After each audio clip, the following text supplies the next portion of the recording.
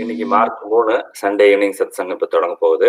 அங்க ஐயா கிட்ட இருக்கிறவங்க இப்போ முதல்ல கேள்வி கேட்பாங்க. அப்புறம் நம்ம வாட்ஸ்அப் கேள்வி போகலாம். கேட்கலாங்க. அனைவருக்கும் வணக்கம்.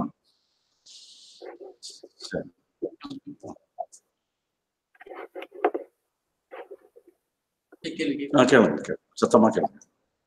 தனிமை ஏற்படுறதுக்கு என்ன காரணம்? தனிமைங்கிற மாதிரி ஒரு உணர்வு நமக்கு ஏற்படுறதா? தனிமைன்னா ஆட்களே இல்லாம ஒரு 20-30 பேர் கூட எப்பவுமே இருக்கிறோம். யாரு கூட கனெக்டடா இருக்க முடியல.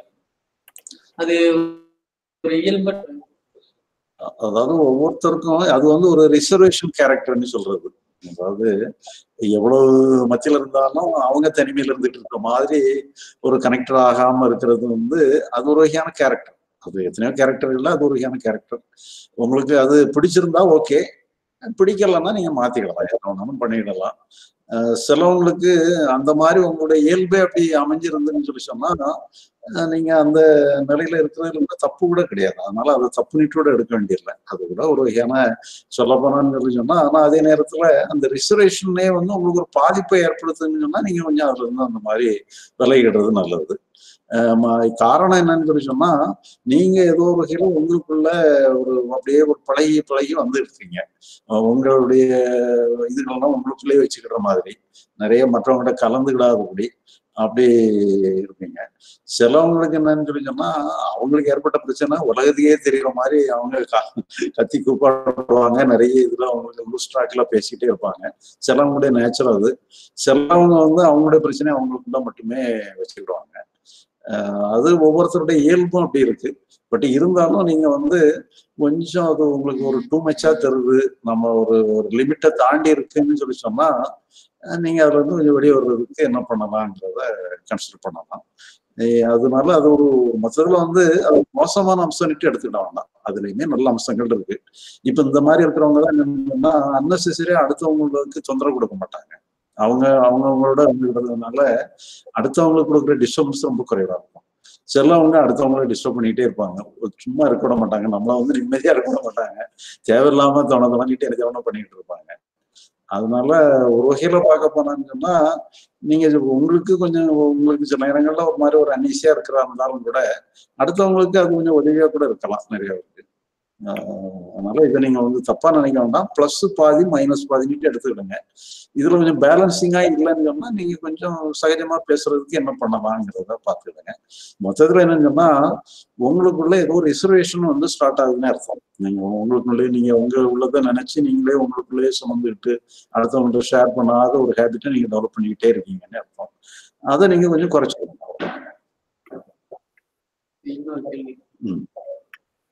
நம்ம ஆழ்மனதுல பதிஞ்ச அந்த இதை எடுக்க முடியும். எடுத்துட்டு நமக்கு தேவையான பதிவுகளை நம்ம உள்ள போட்டுட்டோம்னு சொன்னா நமக்கு ப்ராப்ளம் இருக்காது அப்படிங்கிற மாதிரி ஒரு இது கேள்விப்பட்டது. இல்ல அது நிறைய பேர் அப்படி சொல்றாங்க. சரி. ஆனா அது சொல்லப்போனா அது ஆழ்மனதுங்கிறது நம்ம மனதே 2-3 விதமான செக்மெண்டா இருக்கு. அந்த ஆழ்மனது அந்த மாதிரி சவுண்டுகள் இதெல்லாமே ஒரு உள்ள இருந்து வர்றது வெளியே வர்றதுங்கிறதெல்லாம் ரொம்ப டீப் டவுன்ல ஏதாவது இருக்கும், இருந்துகிட்டு இருக்கதான் செய்யும். பட் இருந்தாலும் நமக்கு அதோட கனெக்ஷன் வேணுமா வேண்டாமாங்கிறதெல்லாம் நம்ம எப்பவுமே கனெக்டோட தான் இருக்குது. ஆனா என்னன்னு சொன்னா இப்ப இதெல்லாம் கிட்டத்தட்ட ஒரு ஒன்-வே டிராபிக் மாதிரி தான். அந்த ஆழ் மனதுல இருந்தோ அடி மனதுல இருந்தோ எல்லாமே வெளியே வந்துட்டு போயிருது. அப்படி இருக்கிறதான் கரெக்டோடைய. நாம வெளிமனதுலதான் நாம வசிக்கிறோம். வெளிமனதுல இருந்து பழையபடி நம்ம ஆழ் மனசுக்கு ரிட்டர்ன் ஆகணும், அடி மனசுக்கு ரிட்டர்ன் ஆகணும்னு எல்லாம் ஒன்றும் அவசியம் இல்லை. ரெண்டாவது ஆழ்மனதுங்கிறது நீங்க அடிமனசை தான் ஆழ்மனதுன்னு சொல்றீங்க. அடிமனதுங்கிறது நம்முடைய சப்கான்சியஸ் மைண்டு. ஆழ்மனதுங்கிறது deeper conscious mind. Deeper conscious மைண்டுங்கிறது நம்ம கண்ட்ரோல்ல நம்ம எல்லைக்குள்ளே உட்படாத ஒண்ணு. அதனால அதை பத்தி நம்ம பேசவே வேண்டாம். அடிமனது தான் நீங்க ஆழ்மனதுன்னு சொல்றீங்க. அந்த அடிமனதுமே கூட என்னன்னு சொன்னா நம்முடைய கேரக்டர் தான் உண்மையான அடிமனது. அது போக நம்முடைய மெமரி பேட்டர்ன்ங்கிறது அதுவுமே ஒரு அடிமனதுங்கிற மாதிரி ஒரு அம்சமா தான் இருக்கு. ஆனா அது கூட வெளிமனதினுடைய ஒரு பேஸ் தான் இருக்கிறதுடைய அது உண்மையான அடிமனது கிடையாது. அது கூட வெளிமனதினுடைய ஒரு பகுதி தான். இப்ப உதாரணமா ஏதோ ஒரு சம்பவம் உங்க வாழ்க்கையில நடந்திருக்கும். அந்த சம்பவம் உங்களுக்கு மனசுக்குள்ள எங்கேயோ ஒரு இடத்துல கிடந்து உங்களை ஒரு பாதிப்பை ஏற்படுத்தியிருக்கும். இதெல்லாம் அடிமனதுக்கு கிடையாது. அது கூட ஒரு மெமரியில ஒரு பகுதி தான். மெமரிங்கிறது ஒரு கான்சியஸ் மைண்ட்ல உள்ள ஒரு ஹிடன் பார்ட் தான் ஒழிய அந்த அது அடிமனது கிடையாது. மெமரிங்கிறதுலாம் அடிமனது கிடையாது. நம்ம வாழ்க்கையில நடந்த சம்பவங்கள்லாம் அடிமனதுக்கு போறதில்லை. அதெல்லாம் அந்த வெளிமனதனுடைய ஒரு ஹிடன் பார்ட்ல தான் அது இருக்கு. அதனால அதை நம்ம ஒன்றும் இது பண்ணணுங்கிறது இல்லை. ரெண்டாவது நம்ம அதெல்லாம் எராடிகேட் பண்ணணும், எராஸ் பண்ணணுங்கிற மாதிரி எல்லாம் சொல்லலை. இப்போ ஒருத்தர் இதுல அதுல ஒரு பெர்ஃபார்ம் பண்ற ஒருத்தர் என்கிட்ட ஒரு கான்டாக்ட் பண்ணாரு. அப்போ அவர்கிட்ட பேசிட்டு இருக்கும் பொழுது அவர் என்ன சொன்னாருங்கன்னா, இப்ப இந்த அடிமனசுங்கிற மாதிரி நீங்க சொல்ற ஒரு இதுல, அதாவது வெளிமனசு தான் நம்முடைய மெமரி பார்ட்ல நடந்த சம்பவங்களை தான் எராடிகேட் பண்ணணும் அப்படின்ட்டு சொல்லிட்டு இருக்கும்போது, அப்ப நீங்க அதுக்கு என்ன பண்ணுவீங்க அப்படின்னு சொல்லி அவர்கிட்ட கேட்டோம்னு சொன்னா, அவர் என்ன சொல்றாருன்னா, இப்போ உதாரணமா சின்ன வயசுல நீங்க ஒரு பாம்பை சந்திச்சு பாம்பு கிட்ட இருந்து நீங்க பயப்பட்டு ஏதோ ஒரு வகையில ஒரு இன்ட்ராக்ஷன் உங்களுக்குள்ள ஏற்பட்டிருக்கு. அதுல இருந்தே உங்களுக்கு ஏதோ ஒரு வகையான நடுக்கங்கள் வர்ற மாதிரி அந்த மாதிரி இதுகள்லாம் உங்களுக்கு ஏற்படுதுன்னு சொன்னா, நீங்க அதுல இருந்து விடுபடுறதுக்கு நீங்க என்ன பண்ணணும் சொல்லும் பொழுது, பழையபடியும் அதே சம்பவத்தை நீங்க உங்களுக்குள்ள பழையபடி நடக்கிற மாதிரி கொண்டு வந்து அதை நீங்க மனப்பூர்வமா ஏற்றுக்கிட்டு நீங்க அதுல இருந்து விடுபடுறதுங்கிற மாதிரி தான் அவர் சொல்றாரு. இப்ப உங்களுக்கு ஒரு ஆபத்தை சந்திக்கிறீங்க. அதே ஆபத்து இப்ப நடந்த மாதிரி கூட நீங்க கற்பனையில கூட பண்ணிக்கிடுங்க. இப்ப நடந்த மாதிரி நீங்க அந்த ஆபத்துல நீங்க மாட்டிக்கிட்ட மாதிரி இப்ப நீங்க பழையபடி நீங்க அதை இன்வோக் பண்ணி வெளியே நீங்க கொண்டு வந்துடுறீங்க. கொண்டு வந்த பிறகு அது உங்களை பாதிக்குது. அந்த நினைவே உங்களை பாதிச்சு உங்களை ஒரு கஷ்டமான நிலையில ஒரு மனப்பதட்டத்தை கொண்டு வந்துருது. அப்ப அந்த நிலையை நீங்க மனசுக்குள்ள நீங்களே உற்பத்தி பண்ணி பழையபடி அந்த மனநிலையை நீங்க மனப்பூர்வமா ஏற்றுக்கிட்டு அதுல இருந்து விடுபட்டுடலாம்ங்கிற மாதிரி தான் அவங்களுடைய டெக்னிக்கே அப்படிதான் வச்சிருக்கிறாங்க. இப்ப நம்ம டெக்னிக் எல்லாம் என்னன்னு சொல்லி சொன்னா, இப்படி நீங்க நடந்து முடிஞ்ச அத்தனையுமே நீங்க பழையபடி ரீகலெக்ட் பண்ணி பழையபடி நீங்க வெளி மனசு கொண்டு வந்து அதை நீங்க அனுபவிச்சு பார்த்து பழையபடி அதுல இருந்து விடுபடுறதுன்னுட்டு ஒவ்வொன்றையா நீங்க செய்யணும்னு அவசியமே இல்லை. ஏன்னா நாம எப்பவுமே நாம எல்லாத்தையும் வெளி மனசு திறந்து போட்டுறோம். அது வருது போகுதுங்கிற மாதிரி வரும்பொழுது அது அப்பவுமே தன்னாலே எல்லாமே போயிருது. அதனால எதையுமே அங்க ரிசர்வேஷன் ஆகி அங்க தங்குறதே இல்லை. அதனால நடக்கிறது எல்லாமே நடந்து முடிஞ்ச உடனே அது பாட்டுக்கு அதனுடைய இதுல இருந்து போயிருது. இது நம்ம பழையபடி ரீகலெக்ட் பண்ணி பழையபடி நீங்க அந்த இடத்துக்கு நீங்க அதை ஒரு அனுபவம் ஆக்கி அதுல இருந்து விடுபடணுங்கிறலாம் அவசியமே இல்லை. அதனால நீங்க எந்த ரிசர்வேஷன்ல ஆழ்மனதுங்கிற வேர்டை எடுத்துருங்க. அடிமனதுன்னுட்டு எடுத்துட்டீங்கன்னு சொன்னா, அடிமனதுங்கிறது நம்முடைய கேரக்டர். இப்ப நாம உண்மையிலே என்னன்னு சொன்னா, இந்த மெமரி பார்ட்ங்கிறது அந்த கான்சியஸ் மைண்ட்ல உள்ள ஒரு ஹிடன் பார்ட். எல்லாருமே அடிமனசுன்னு சொல்லி மெஜாரிட்டியே சொல்றவங்க எல்லாம் இந்த கான்சியஸ் மைண்ட்ல உள்ள ஒரு ஹிடன் பார்ட்டை தான் அடிமனசுன்னுட்டு ஒரு நேம் கொடுக்குறாங்க. இப்ப நாங்க அப்படி ஒரு நேம் கொடுக்கறது இல்லை. நாங்க கொடுக்கறது உங்களுடைய இயல்பை தான் அடிமனசுன்னு சொல்றோம். இது எல்லாமே கூட அடிமனசுன்னு சொல்றது இல்லை. இது கூட வெளிமனசுன்னு உள்ள ஒரு பகுதி தான், ஹிடன் பார்ட்னு சொல்லிடுறோம். அதனால இந்த பகுதியில இருந்து நீங்க விடுபடுறதுக்கு நீங்க தனியா எந்த முயற்சியுமே பண்ண தேவையில்லை. நீங்க வெளி மனதுல வரக்கூடியது எல்லாத்தையும் ஃப்ரீயா விட தெரிஞ்சுட்டீங்கனாலே போதும்.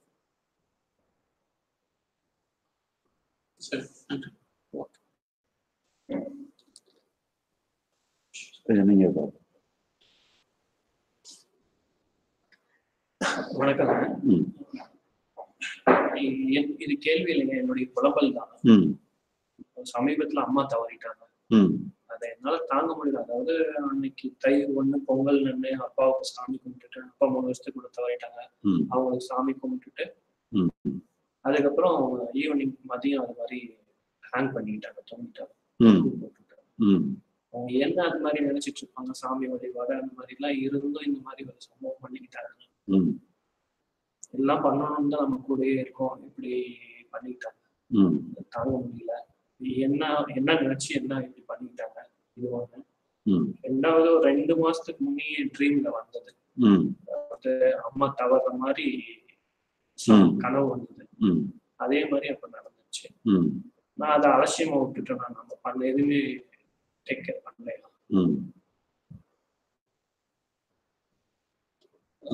அதாவது இப்போ மொத்தத்துல என்னங்கன்னா எல்லாமே ஒரே வகையில தான் மைண்ட் ஃபங்க்ஷன் ஆகுது. ஒரு சூழ்நிலையே வந்து மனசு ரெப்ரசன்ட் பண்ணுது. அதாவது ஒரு நீங்க ஒரு கண்ணாடிக்கு முன்னால நீங்க நின்னீங்கன்னு சொன்னா, கண்ணாடிக்கு முன்னால இருக்கிற எந்த உருவம் எப்படி தோணுதோ அது அப்படியே கண்ணாடியில ரிஃப்ளெக்ட் ஆகும். இப்ப அதே மாதிரிதான் என்னன்னா, ஒரு சூழ்நிலையை நீங்க ஃபேஸ் பண்றீங்க. அது வந்து மோசமான சூழ்நிலைன்னு சொன்னா, அந்த மோசமான சூழ்நிலை உங்களுக்கு ரிஃப்ளெக்ட் ஆகும். இப்ப நம்ம கவனம் என்னன்னு சொல்லி சொன்னா, அந்த ரிஃப்ளெக்ஷன் மேல நம்ம இது பண்ணி நம்ம ரிஃப்ளெக்ஷன் பிடிக்காத ரிஃப்ளெக்ஷனா இருக்கும். நமக்கு விரும்பாத ஒரு உணர்வுகள் வருதுதான் பிடிக்காத ரிஃப்ளெக்ஷன் சொல்றோம். அந்த விரும்பாத உணர்வுகள், இப்ப நம்ம ஒரு வேதனை உணர்வு வருதுங்கன்னா, அந்த வேதனை உணர்வுல இருந்து விடுபடணுமா, இந்த சூழ்நிலைக்கு நம்ம ஏதாவது செயல்படணுமான்னு சொல்லி 2 ஆப்ஷன் இருக்கு. நம்ம மனசை வந்து நம்ம வந்து சரி பண்ணணும். இந்த உணர்வு எனக்கு பிடிக்கல, நான் மகிழ்ச்சியா இருந்தா நல்லா இருக்கிறேன், மன கஷ்டத்தோட இருக்கிறது எனக்கு பிடிக்கல, மன கஷ்டம் இல்லாத ஒரு நல்ல நிலையில இருக்கணும், ஒரு அமைதியில இருக்கணும், அமைதியை குலைக்கிற மாதிரி எந்த ஒரு உணர்வு நிலையும் எனக்கு ஏற்படக்கூடாதுன்னு சொல்லி நம்ம உங்களை சரி பண்ணணும்னு நீங்க முயற்சி பண்ணலாம். சூழ்நிலைக்கு நம்ம என்ன செய்யணுங்கிறதையும் முயற்சி பண்ணலாம். இப்போ உதாரணமா நமக்கு வந்து ஒரு நோய் வந்திருக்கு. அந்த நோய் இப்படி ஒரு வரக்கூடாத நோய் வந்துட்டுதுன்னு சொல்லி மன வேதனையோட நம்மளை வந்து டீல் பண்ணவும் செய்யலாம். சரி வந்துட்டுது, இந்த நோய்க்கு நம்ம என்ன பண்றதுங்கிறதுலையும் கவனம் பண்ணலாம். அப்படின்னு சொல்லி சொன்னா செயல் நோக்கி திரும்புற ஒரு அணுகுமுறையும் இருக்கு. நம்ம அந்த செயல்னால ஏற்படக்கூடிய ரியாக்ஷனை ரெடி பண்றது, சரி பண்றதுங்கிற ஒரு அணுகுமுறை இருக்கு. இப்ப நம்ம அணுகுமுறையில என்னன்னு சொன்னா, கண்ணாடியில் உள்ள நிழலை நீங்க சரி பண்றதுக்கு முயற்சி பண்ணாதுங்க. அதை பார்த்து நீங்க தலை சீவிடுங்க, ஷேவ் பண்ணிடுங்க, என்ன வேணாலும் பண்ணிடுங்க. உங்க வேலை எல்லாமே வெளியே தான் இருக்கு, வெளியே உள்ள வேலை இல்லைங்கிறத நம்ம மனசை ஏற்றுட்டுன்னு சொன்னா அது தேவையில்லாம அங்க போய் டிஸ்டர்ப் பண்ணாது. நம்ம அங்கே ஏதோ ஸ்கோப் இருக்குன்னு சொல்லி நினைச்சுதான் நம்ம வந்து அதை சரி பண்றதுக்கு பார்த்துட்டு இருக்கோம். உண்மையில என்னன்னா, நம்ம அதை சரி பண்ணணும்னு நினைக்கிறதுனாலதான் அந்த நிழலுக்கு என்ன கொஞ்சம் பலம் அதிகமாகுது. நீங்க அதை விட்டுட்டீங்கன்னு சொன்னா அது ஒரு நிழல் மாதிரி போயிடும். அதனால அது உங்களை டார்ச்சர் பண்ணவும் செய்யாது, ஒன்றும் பண்ணாது. அதனால அது போக்குல போயிடும். அதனால அதை கண்டெல்லாம் நம்ம இது பண்ண வேண்டியதில்லை. இப்போ நீங்க சொல்ல போனான்னு சொன்னா, உங்களுக்கு இந்த மாதிரி ஒரு கனவெல்லாம் கூட வருது, முன்னவிட்டே நடக்கிறதுக்கு வாய்ப்பு இருக்குங்கிற மாதிரி எல்லாம் கூட காட்டுதுன்னு சொல்லி சொன்னா, சிலதெல்லாம் கூட ப்ரெடிடேட்மெண்டா கூட இருக்கலாம். முன்னக்கூட்டியே கூட அப்படி அமைஞ்சிருக்க கூட செய்யலாம். அதனால நம்ம வந்து இதுல நம்முடைய பார்ட்ல நம்ம ஒன்றும் செய்யற அளவுக்கு ஒன்றும் இல்லை. நமக்கு வந்து ஓப்பனா நம்ம வந்து நமக்கு என்ன நிதர்சனமா தெரியுதோ அதை எதிர்பார்த்து அதை இது பண்ணி நம்ம ஏதாவது ஆக்ட் பண்றதுதான் நம்ம கடமையை ஒழிய, இப்படி மிஸ்டிக்கலா நமக்கு சிலதெல்லாம் தெரியறதை அனுசரிச்சு நாம இதெல்லாம் பண்ணி கனவை நினைச்சு நாம வந்து ஏதோ ஒரு ஜாக்கிரதையா இருக்கணும் போகணுங்கிற மாதிரிலாம் அந்த மாதிரிலாம் நமக்கு கடமை கிடையாது. அதனால நமக்கு உள்ள கடமைங்கிறது நம்முடைய அறிவுக்கு என்ன தோணுதோ அதை மட்டும் செய்யறதுதான் நம்முடைய கடமை. அதனால இதெல்லாம் நம்ம ஒன்றும் இது இல்லை. இது இதே மாதிரிதான் ஒரு சம்பவம். நமக்கு தெரிஞ்ச ஒருத்தர் அப்படின்னு சொல்லி சொன்னா, அவருக்கு ஒரு தம்பி, கொஞ்சம் ஏஜ் குறைஞ்ச தம்பி இருந்தாலும் ஓரளவு இவர் வந்து மேரேஜ் ஆகி செட்டில் ஆகி இவர் கொஞ்சம் நல்லா ஒரு வசதியோட இருக்கிறாரு. அவர் தம்பி வந்து இவருடைய கஸ்டடியில தான் இருந்து ஏதோ சின்ன வேலைகளை செஞ்சுக்கிட்டு அப்படி இருக்கிறாரு. ஒரு நாள் என்ன பண்ணியிருக்கிறாருன்னா, அங்க அவருடைய தம்பி வந்து அவருக்கு தெரிஞ்ச ஏதோ ஒரு இதுல அவங்களுக்கு தெரிஞ்ச அவங்களுக்கு பாத்தியப்பட்ட இடம் தான், இடத்துல மொட்டை மாடியில படுத்து தூங்கியிருக்கிறாரு. காலையில பார்த்தாங்கன்னா அந்த தூங்கிட்டு இருந்த தம்பி வந்து பணமா கிடக்கிறாரு, இறந்து போயிட்டாரு. பிறகு அவங்கள எடுத்து ஹாஸ்பிட்டல்ல பார்த்தாங்கன்னா அது நேச்சுரல் டெத் தான் சொல்றாங்க. ஒன்றும் சஸ்பிஷியஸ் டெத் கிடையாது, நேச்சுரல் டெத் தான். அப்போ இந்த அண்ணனுக்கு என்ன மனநிலைன்னு சொல்லி சொன்னா, நாம தம்பியை சரியான முறையில கவனிக்காம விட்டுட்டோம். நம்ம கவனிச்சிருந்தோம்னு சொன்னா இந்த மாதிரி எல்லாம் இப்படி ஒன்றும் ஏற்பட்டிருக்காத, இப்போ ஏதோ ஒரு குறை இருந்திருக்குதுங்கிற மாதிரி உங்களுக்கு ஏதோ ஒரு மனசுல ரொம்ப உறுத்திக்கிட்டே இருந்திருக்கு. அப்போ அவங்க என்ன பண்ணிருக்கிறாங்கன்னா, அவங்களுக்கு தெரிஞ்சவங்க யாரோ ஒருத்தர் சொன்னாங்கன்னு சொல்லி அந்த ஆவிகளை வரவழைச்சு பேசுறதுங்கிற மாதிரி ஒரு டெக்னிக் ஏதோ பயன்படுத்திருக்காங்க. அந்த டெக்னிக் படி என்னன்னு சொல்லி சொன்னா, அந்த இறந்து போன தம்பியே வந்து ஒருத்தருடைய உடம்புல இறங்கி அவர் மாதிரி பேசுறதுங்கிற மாதிரி, அவர் அந்த ஆவி வரவழைச்சு பேசுறதுங்கிற மாதிரி ஒண்ணு இது பண்ணி, அப்போ அதே மாதிரி அந்த இது பண்ணனது மூலமா அந்த ஆவி மாதிரி அவருடைய தம்பியே ஆவியா வந்து இன்னொருத்தர் உடம்புல இறங்கி அவர் தம்பி மாதிரியே தம்பியினுடைய குரல்லையே பேசியிருக்கிறார். பேசி இந்த சம்பவங்கள் எல்லாம் சொல்லி இதெல்லாம் சொல்லி பேசும்பொழுது என்னன்னா, எனக்கு இந்த டைம்ல விதி முடிஞ்சிட்டுது. அதனால இது நான் என்ன பண்ணனாலும் யாரு என்ன பண்ணாலும் அதுல வந்து ஒன்றும் பண்ண முடியாது. அதனால இது இயற்கை தான் சொல்லி அவர் சொல்லியிருக்கிறார். அப்போ இது வந்து சில இதுகள் வந்து நியமிக்கப்பட்டபடி கூட சிலது நடக்கலாம். அதனால இப்ப இதெல்லாமே நடந்து எப்பவுமே நடந்து முடிஞ்சது எல்லாமே நியமிக்கப்பட்டபடி நடந்திருக்குன்னு சொல்லி முடிச்சிருக்கிறது தான் கரெக்ட். அது அந்த கேஸ் இப்போ ஒவ்வொருத்தருக்கும் நம்ம வந்து ஆவிக வர வச்சு பேசி அப்படி எல்லாம் அந்த டெக்னிக்கல் யாருக்கெல்லாம் அந்த டெக்னிக் தெரியும்லாம் அலைஞ்சு துளாவிட்டு கிடக்குன்னு அவசியம் இல்லை. ஜெனரலா நம்ம ஒரு கன்க்ளூஷனுக்கு வர வேண்டியது என்னன்னு சொன்னா, முடிஞ்சதெல்லாம் சரி, ஏதோ விதியினுடைய செயல் அல்லது எதோடைய செயல் முடிஞ்சது முடிஞ்சு போச்சு. அடுத்து செய்ய வேண்டியது என்ன, இப்ப நம்ம கையில என்ன இருக்குங்கிறத பார்க்கணுங்கிறது தான் நம்முடைய கவனம். முடிஞ்சு பண்ணதெல்லாம் முடிஞ்சதாகவே விட்டுறணும். அதனால அதுல நம்ம மேல கூட குறை இருக்கலாம், அவங்க மேல குறை இருக்கலாம், அதெல்லாம் நம்ம ஆராய்ச்சி பண்றதுக்கு இப்போ தேவையில்லை. முடிஞ்சு போச்சு. என்னமோ இப்ப நம்ம இப்போதைக்கு என்னன்னு என்ன செய்யணும்.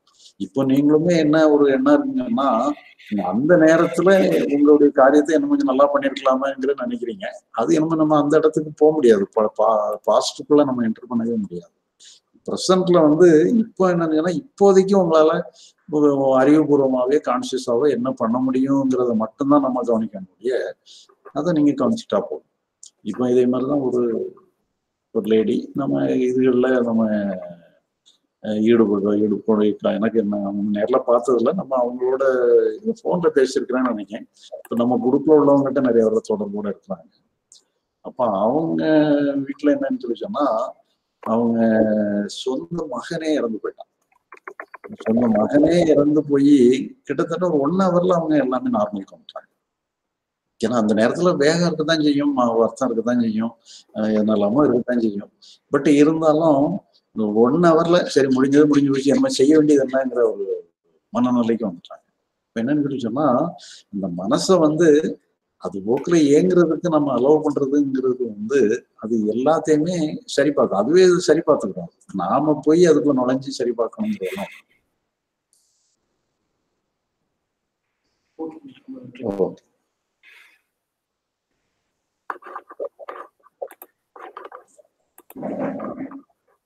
இங்க ஒரு லேடி வந்திருக்கிறாங்க. அவங்க கொஸ்டின் எழுதி கொடுத்துருக்குறாங்க.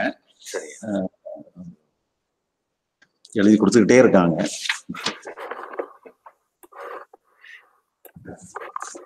You may also sit here, but your voice may be there, but your face will not be.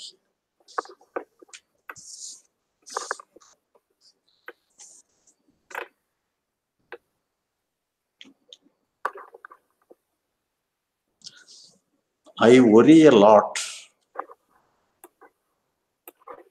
My mind is continuously tense because of worries, especially about my kids.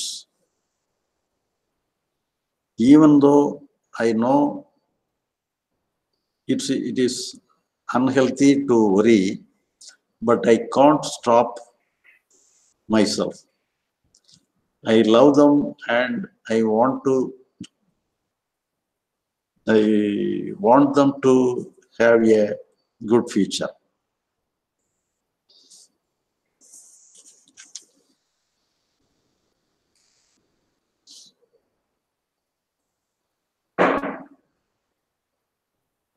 So here,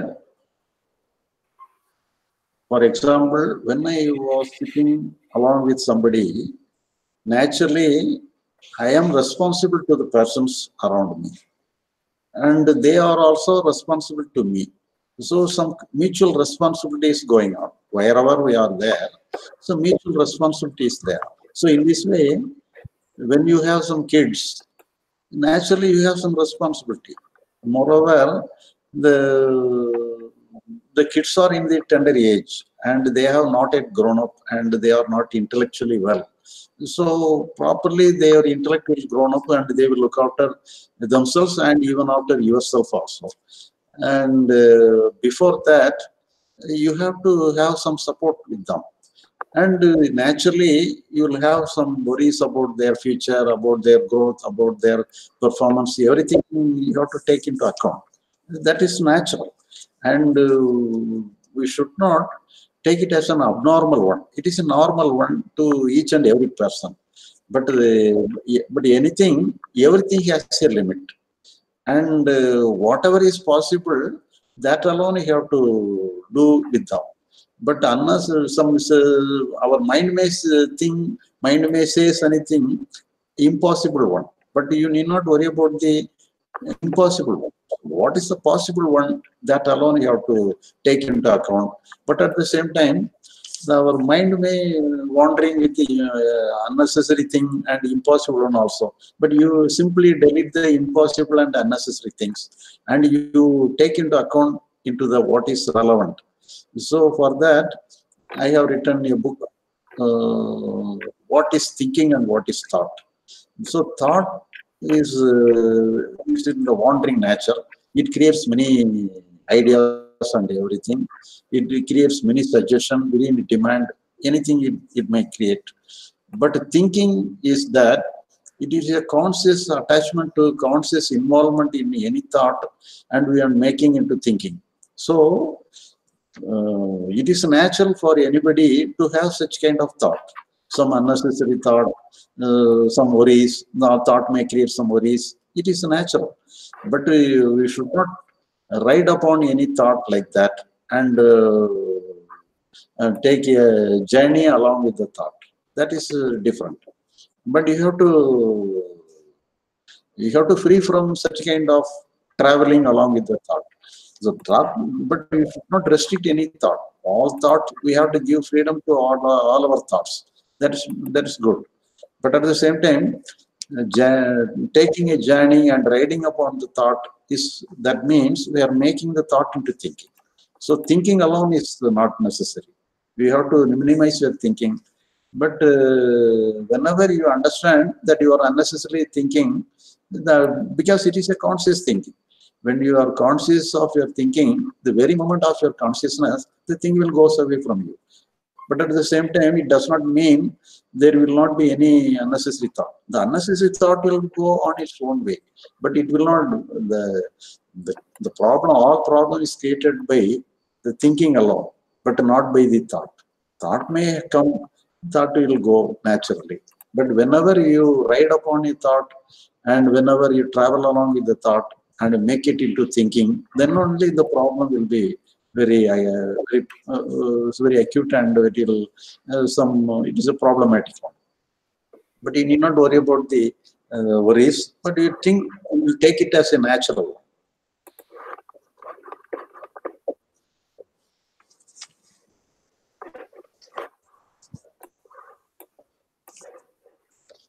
My marriage is giving me a lot of pain, anger, and depression. My husband is always looking elsewhere, but I love him and am unable to leave him despite his actions. But staying with him makes me very angry and sad. My physical health is suffering, and I am unable to come out of this.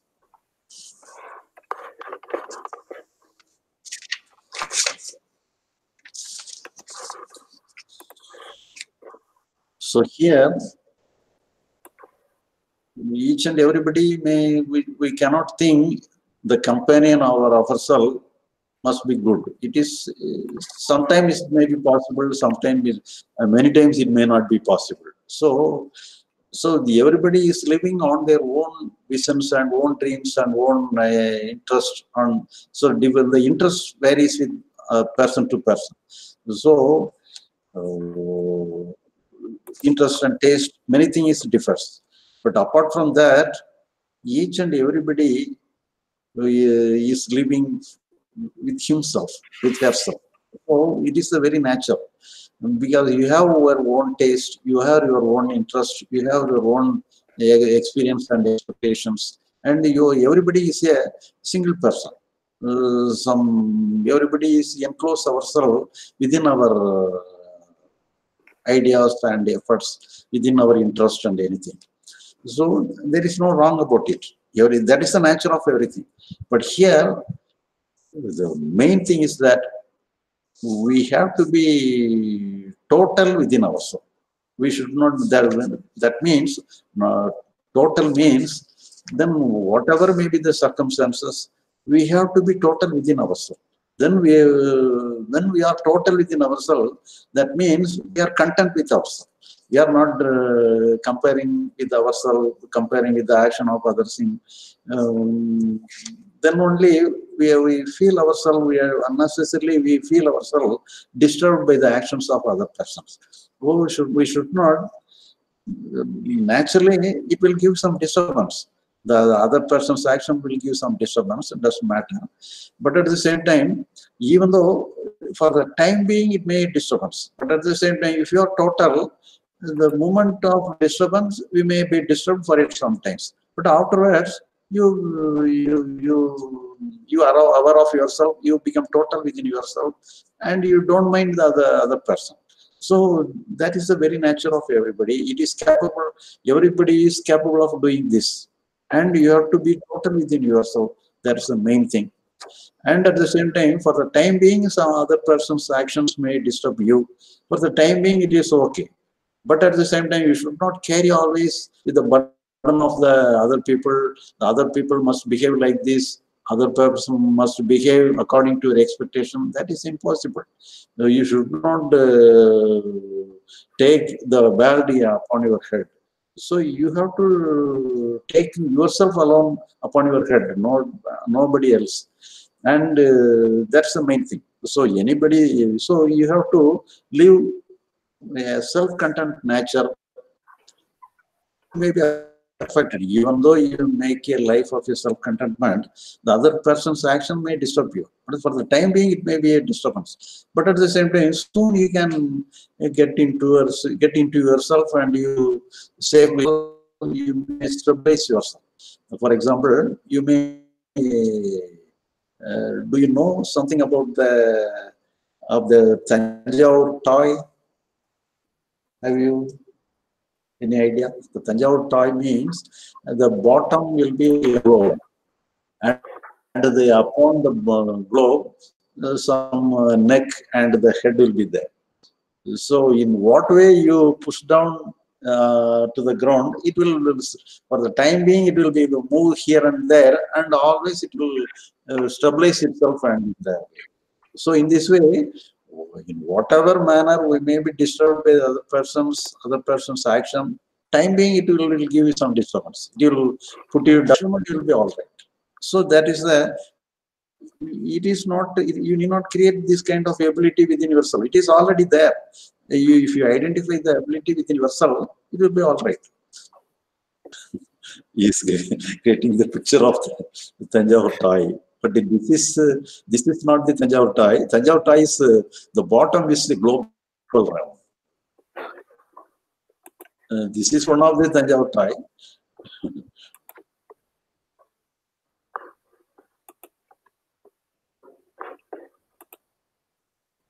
No, this one.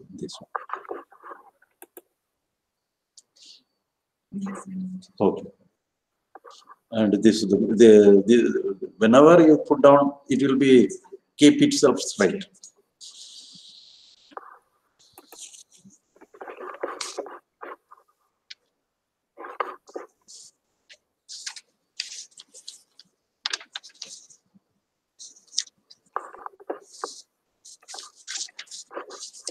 Moreover, the husband and wife relationship is that you have to be free and open. You may fight with the other person, doesn't matter. But at the next moment, you should not have any reservation for related to the fight or related to the wrong committed by the other person. Whatever may be the reason, whatever may be the wrong, something, sometimes you may be wrong, the other person may be wrong sometimes, but it doesn't matter. You may fight with each other, doesn't matter. But the next moment, you must be free from the past happening. That means whatever happened, let it happen and finished and already. And you are fresh now, and you keep you always fresh, and you don't be affected by the past experiences. You may, for the time being, you may fight with your husband or wife, it doesn't matter. But in the next moment, you must be free from the fight and the memory of the fight. So if you reserve the fight and reserve that enmity within yourself, that alone is the problem. But whatever, if for example, sometimes he or she may did any wrong. Immediately you may fight with that other person. Doesn't matter. But in the next moment you must be free from the event. So that is the thing.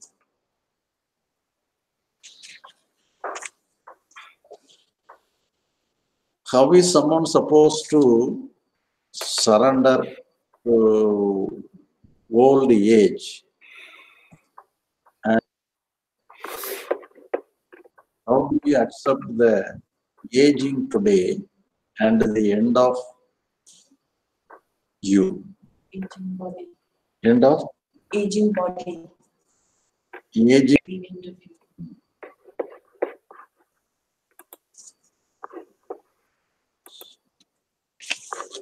So the aging of the body, that is natural. So when we think anything is natural, that means you need not disturb with the aging that. But as much as possible, you have to minimize the development of age, the increase of age. So to the possible extent, so age means some deficiency or some unnecessary problem comes to our body. That means to the possible extent you have to you watchful and you have to safeguard the aging process. But whatever it be, if you cross the age of 40, then you have to be cautious with the health problems and the health development. So what is good for your health, that you have to go. What is bad for your health, you have to avoid. So for the 40 years of age, you have to be careful. Before 40 years, you can do anything, it doesn't matter. But after the 40 years of age, you have to be very careful. Each and every, you have to plan for your health. That is good.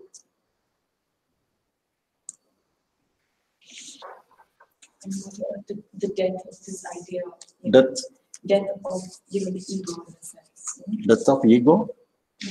Because you make yourself to be this person with ideas and the way you look at the world and beliefs, and as you get older, that person itself that you created dies, is dying slowly. So actually, the death is happening moment by moment, because eye consciousness is moment by moment new. There is no old eye consciousness. So there is no eye consciousness if there is no thought. So the thought is the reason for our eye consciousness. Our subtle body is there, astral body is there, physical body is there, everything is, that may be somewhat permanent. But at the same time, what we feel, I am, the eye consciousness, it is just because of our thought. If there is no thought, there is no eye consciousness. For example, if you are sleeping without any dream, there will not be any me, there will not be any I am. But in the same time, when you are in the meditation and you make yourself in a thoughtless state, there will not be any eye consciousness. So whenever the thought enters, then only the eye consciousness is also there. Even in the dream also, some thought is there. The thought alone during in the sleep is known as dream. And the thought creates the eye consciousness even in the dream itself. And so thought, what is the duration of thought? It is a momentary one.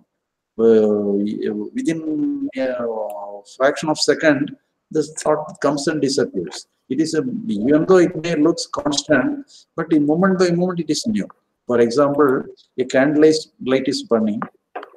We think the flame is constant from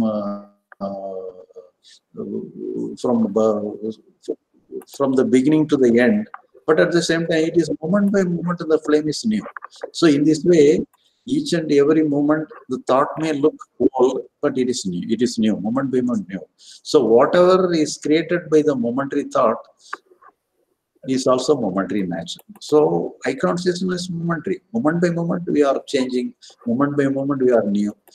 So we need not worry about the death of the eye consciousness. Even though the momentary, even though our body dies, some subtle body will survive, and it will have the thought.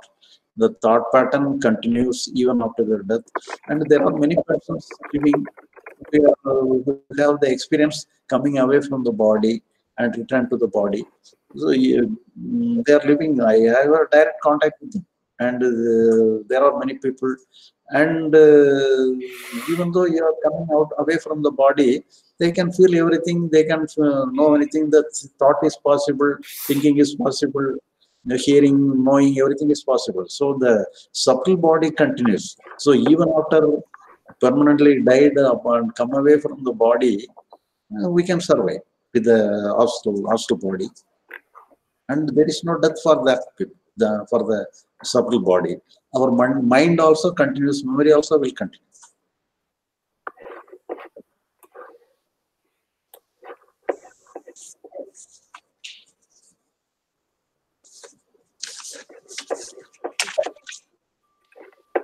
What is awareness? What is, who is being given? Who is being given? உங்களுடைய கேள்வியா இது? This is yours. So நீங்க உட்காருங்க.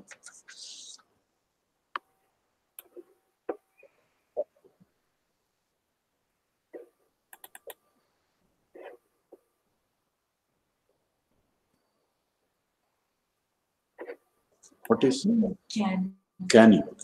can you please explain what you mean by psychological surrender? Psychological surrender means whatever happens is happening naturally.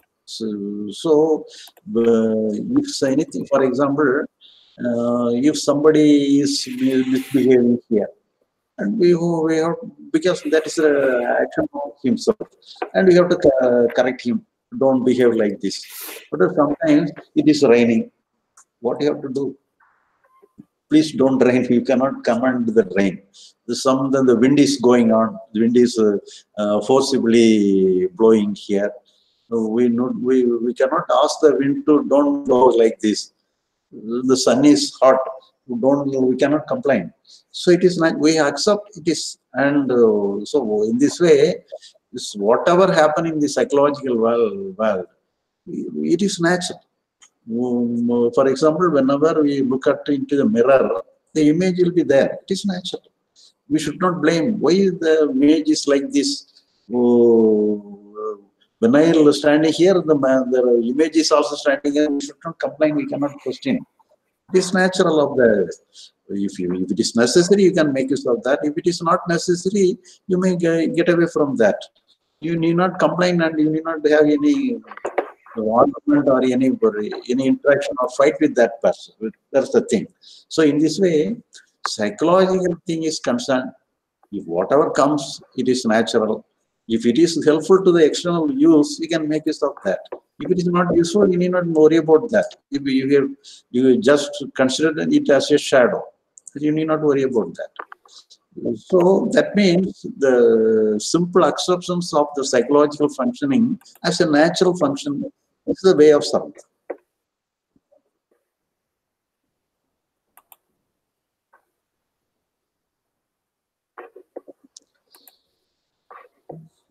No, you may.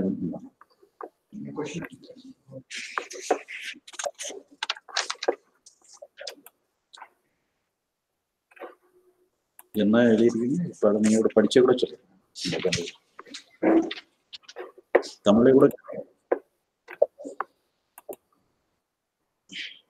தியானத்தின் மூலியமா தன்னுடைய இயல்பு நிலையை அடைய முடியும் ஒரு விதத்துல படிச்சீங்க. இயல்பு நிலையின், அதாவது தியானத்தின் மூலமாக நம்முடைய இயல்பு நிலையை அடைய முடியும். நமக்கு தேவையானது நம்மகிட்ட இருந்து போயிரும் அப்படின்னு சொல்லிட்டு, நமக்கு தேவையானது நம்மகிட்ட இருந்து போயிடும், தேவையில்லாத நம்ம விட்டு போயிடும், தேவையானது நம்ம அடையலாம் தியானத்தின் மூலமா. அதாவது தியானத்திற்கு நிறைய சக்திகள் இருக்கு, நம்ம சக்திகள் இல்லைன்னே சொல்லல. அதனால தியானத்தினால நிறைய விஷயங்களை அடையலாம். இப்ப நீங்க வேணும்னா நிறைய அடையலாம்ங்கிறத நீங்க சொல்றீங்க. அதனால நீங்க தியானத்தினால என்னென்னலாம் அடையிறதுக்கு வாய்ப்பு இருக்கோ அதுக்காக நீங்க அடையலாம், முயற்சி பண்ணலாம்னால தப்பு இல்லை.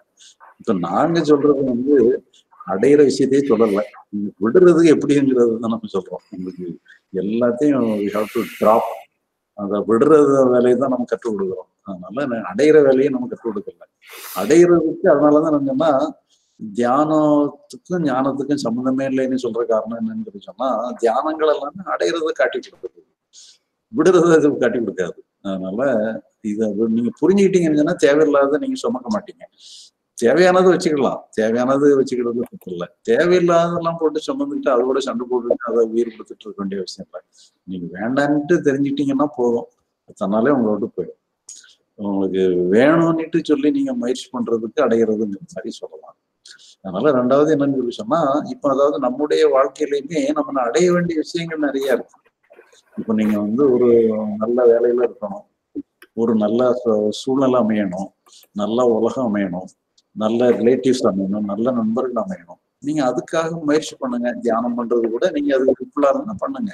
நீங்க என்ன வேணாலும் பண்ணுங்க, நல்ல சூழ்நிலையை உருவாக்குங்க, நல்ல அனுபவங்கள் அடையணும்னு நினைங்க, நல்ல வாழ்க்கை அமையறதுக்கு பாருங்க. அதுக்கு எல்லாமே கூட நீங்க தியானத்துக்கு பயன்படுத்திடுங்க, தப்பு இல்லை. ஆனா லிபரேஷன்ங்கிறது வேற, ஞானம்ங்கிறது வேற. ஞானம்ங்கிறது என்னங்கன்னா, நீங்க கம்ப்ளீட்டா எல்லாத்துலயுமே விட்டுட்டு போயிடுறது. அப்படின்னா உங்களை மட்டும் நீங்க விடுவிச்சிடுறீங்க, எல்லாத்துலயுமே விடுவிச்சிடுறீங்க. நீங்க எவ்வளவு ஆயிடுறீங்க. ஒரு ஆறு ஒரு லிவிங் ரிவர் ஓடிட்டு இருந்துன்னு சொன்னா, அது மொமெண்ட் பை மொமெண்ட் நியூவா ஓடிட்டே இருக்கு. அது எங்கேயுமே நிக்கிறது இல்லை. எங்கேயாவது தேங்கிட்டு இருந்துன்னு சொன்னாதான் எதையோ அடைஞ்சு நிக்குதுன்னுட்டு அர்த்தம்.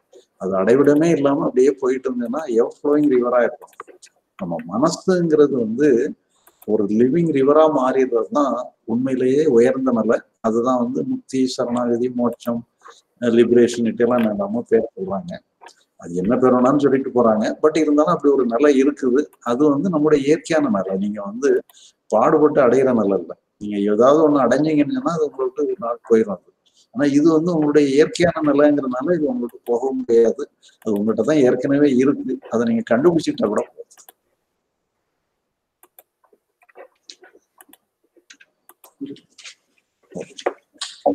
ஐயா, நம்ம அந்த ரெடிமேட் சரி.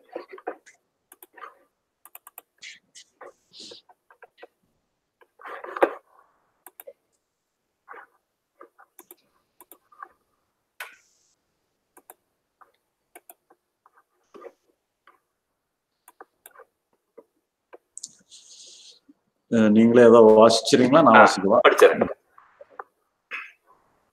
வணக்கம் ஐயா. முதல் கேள்வி பேச்சு முத்து அப்படிங்கிறவர் கேட்டிருக்காரு. உலகம் ஒரு குடும்பமாக மாற வேண்டும் என்பதே ஸ்ரீ பகவத் ஞானம் காட்டும் வாழ்வின் நோக்கம். மதங்களாக, ஜாதிகளாக, மொழி வாரியாக, தனித்தனி நாடுகளாக, பொருளாதார ரீதியாக பிளவுபட்டு சிதறி மோதல் களமாக இன்றைய உலகில் ஒவ்வொரு தனி மனிதனும் தன் வாழ்வு இருப்புக்காக மட்டுமே வாழ்நாள் முழுதும் போராட வேண்டிய சுற்றுப்புற சூழ்நிலை உள்ளது. இவ்வாறு இருக்க உலக சமுதாயம் ஒரே குடும்பமாக மலர்வது சாத்தியமா? இந்த நோக்கத்தை ஈடேற்ற தனி அமைப்பின்றி தானாக உருவாவது சாத்தியமா ஐயா அப்படின்னு பேச்சு முடிக்கிறார். சரி, இவ்வளவு பிரச்சனைகளும் காலங்காலமா இருந்திருக்கு. ஆனா இந்த பிரச்சனை இருக்கிறது எப்போ உங்களுக்கு தெரிஞ்சது? உங்களை பொறுத்தளவுல எப்போ தெரிஞ்சது? நீங்க 10 வயசா இருக்கிற போது தெரிஞ்சுதா? 10 வயசு வரைக்கும் உங்களுக்கு எல்லாமே நல்லா தான் இருந்தது. 10 வயசு தாண்டினதுக்கு பிறகுதானே உங்களுக்கு இது எல்லாமே தெரியுது. இப்போ சொன்னா அறிவு வளர்ந்த பிறகுதான் நமக்கு இத்தனை விதமான பிரச்சனைகளும் நமக்கு தெரியுது. அப்போ இப்போ இதுல என்னன்னு சொல்லி சொன்னா, நம்ம அந்த இன்னோசன்ட் ஸ்டேட்டுக்கு நீங்க போயிட்டீங்கன்னு சொன்னா, இப்ப அந்த 10 வயசுக்கு முன்னால உள்ள ஸ்டேட் பாருங்க, இன்னோசன்ட் ஸ்டேட். அது எந்த பிரச்சனையுமே இல்லையா? எல்லாமே எப்பவுமே இதே உலகம் தான் இருந்தது. ஆனா நீங்க நல்லா இருந்தீங்க. இப்ப இது அந்த இன்னோசன்ட் ஸ்டேட் சாத்தியமா? எல்லாருக்கும் அந்த இன்னோசன்ட் ஸ்டேட்டோ வாழ முடியுமாங்கிறத நம்ம கேட்டோம்னா, எல்லாருக்குமே சாத்தியம்தான். ஏன்னா அது நம்முடைய இயற்கையான நிலை. அதுதான் அந்த இன்னோசன்ட் ஸ்டேட்ல இருந்துகிட்டே நீங்க எக்ஸ்டர்னலாவும் அதுக்காக எக்ஸ்டர்னலா எல்லாமே நல்லா இருக்குன்னு அர்த்தம் இல்லை. நாம 10 வயசு வரைக்கும் நாம நல்லா இருந்தோங்கிறதுக்காக உலகமே நல்லா இருந்துட்டு நம்ம ஒரு முடிவு எடுக்க முடியாது. ரொம்ப உலகம் பிரச்சனையோட தான் இருந்தது. அந்த பிரச்சனைகளை என்ன பண்ணணும்னு சொல்லி சொன்னா அதுக்கு ஒரு வகையான ஒரு ரீதியை நம்ம எடுக்க வேண்டியதுதான் செய்யணும். சைக்கலாஜிக்கலா நீங்க நல்லா இருந்தீங்க, இப்ப அதை நீங்க கண்டினியூ பண்ணணும். அந்த 10 வயசுக்கு முன்னால நீங்க எப்படி இருந்தீங்களோ அதை நீங்க இன்னும் விட்டுறக்கூடாது. அதை நீங்க கண்டினியூ பண்ணிக்கிட்டு இருக்கிறது உங்களை பொறுத்தளவு நீங்க செய்ய வேண்டியது. அதே நேரத்துல புறத்துல நீங்க இப்படி சில மாற்றங்கள் இருக்கணும் தேவைன்னு சொன்னா அதையும் நம்ம மாற்ற வேண்டியது நம்ம கடமை தான். அப்ப நமக்கு இப்ப நம்மளை பொறுத்தளவு முதல் அம்சம் என்னன்னு சொன்னா, நீங்க 10 வயசு வரைக்கும் எப்படி இருந்தீங்களோ அந்த இன்னோசன்ட் ஸ்டேட்டை நீங்க அடைய வேண்டியது உங்களுடைய கடமை. அது உண்மையில சொல்ல போனாங்கன்னா அது உங்களுக்கு இயற்கையான நிலை. நீங்க பிறக்கும்போது நீங்க அது எங்கேயோ நிறைய தியான வகுப்புகளுக்கு எல்லாம் போய் கற்றுட்டு வரல. நீங்க பிறக்கும்போதே அந்த நிலையில தான் வாரீங்க. இப்ப என்ன பண்ணிட்டீங்கன்னு சொன்னா அறிவோட வளர்ச்சினால உங்கள்கிட்ட இருந்த இயற்கையான தன்மையை நீங்க இழந்துட்டீங்க. அந்த இயற்கையான தன்மையை இழக்காம பழையபடி நீங்க அதை உங்க சொத்து தானே, அது நீங்க எப்படினாலும் திரும்ப பெற்றுக்கலாம். அதனால அது நீங்க எங்கேயோ நீங்க வாங்கிட்டு வந்துருந்தீங்கன்னா இழந்துட்டு போக வேண்டியிருக்கும். அது இயற்கையிலே உங்ககிட்ட இருக்கிறத நீங்க எனக்கு எல்லாமே போட்டு மறைச்சதுனால அது திருப்பி பழையபடி நீங்க அந்த இடத்துக்கே நீங்க போக முடியும். அதனால அது ஒன்றும் பெரிய விஷயமா அந்த இன்னோசன்ட் ஸ்டேட்டுக்கு நீங்க பழையபடி வாங்க. எக்ஸ்டர்னல்ல ஒரு அரேஞ்ச்மெண்ட்டை நீங்க இன்னும் கொஞ்சம் பண்ணுங்க. அதெல்லாம் எக்ஸ்டர்னல்ங்கிறதுலாம் ஒரு அரேஞ்ச்மெண்ட் தான். அது அதான் அரேஞ்ச்மெண்ட்டை நீங்க இப்படி அரேஞ்ச் பண்ணதை அப்படி அரேஞ்ச் பண்ணிட்டாங்கன்னா நல்லா இருக்கும். ஏன்னா எல்லா இடங்கள்லையுமே சில அரேஞ்ச்மெண்ட் பண்ணிக்கிடுறோம்ல. நம்ம நடக்கிறதுக்கு கஷ்டமா இருந்துன்னு சொன்னா ஒரு வண்டியில போறோம். வண்டியில போறதுக்கு கஷ்டமா இருந்ததுன்னா அதுக்கு அடுத்த வாகனத்தை பிடிக்கிறோம். அந்த வாகனத்துல இருந்ததுன்னா அந்த வாகனத்துக்கு அடுத்த வாகனம் போவோம். என்னெல்லாமோ நம்ம பண்றோம். நம்ம கன்வீனியன்ஸுக்கு தகுந்த மாதிரி சூழ்நிலைக்கு தகுந்த மாதிரி என்னெல்லாமோ மாற்றம் பண்றது எவ்வளவோ விந்தைகள்லாம் நம்ம பண்ணி வச்சிருக்கோம். இதெல்லாம் ஒரு பெரிய விஷயமே கிடையாது. அதனால முதல்ல நம்ம கைக்குள்ள இருக்கக்கூடிய பொக்கிஷத்தை முதல்ல கொஞ்சம் நல்லா தொடச்சி சுத்தமாக்கிட்டோம்னா அந்த வெளிச்சத்திலேயே நம்ம நிறைய விஷயங்கள பண்ணிடலாம். அதனால அதையும் நம்ம பண்ணிக்கிட்டு சைமல்டேனியஸா நம்ம இதையும் நம்ம புறத்திலையும் செய்ய வேண்டியதுதான். நன்றிங்க. அப்போ இதை பத்தி எனக்கு ஒரு கேள்விங்க.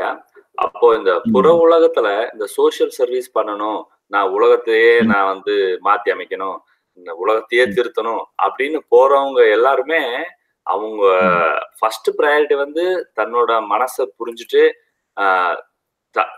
தன்னுடைய சமாதானம் ஆயிட்டு அப்புறம் மட்டும்தான் புற உலகத்தை அவங்க கிளீன் பண்ண போகணுங்களையா?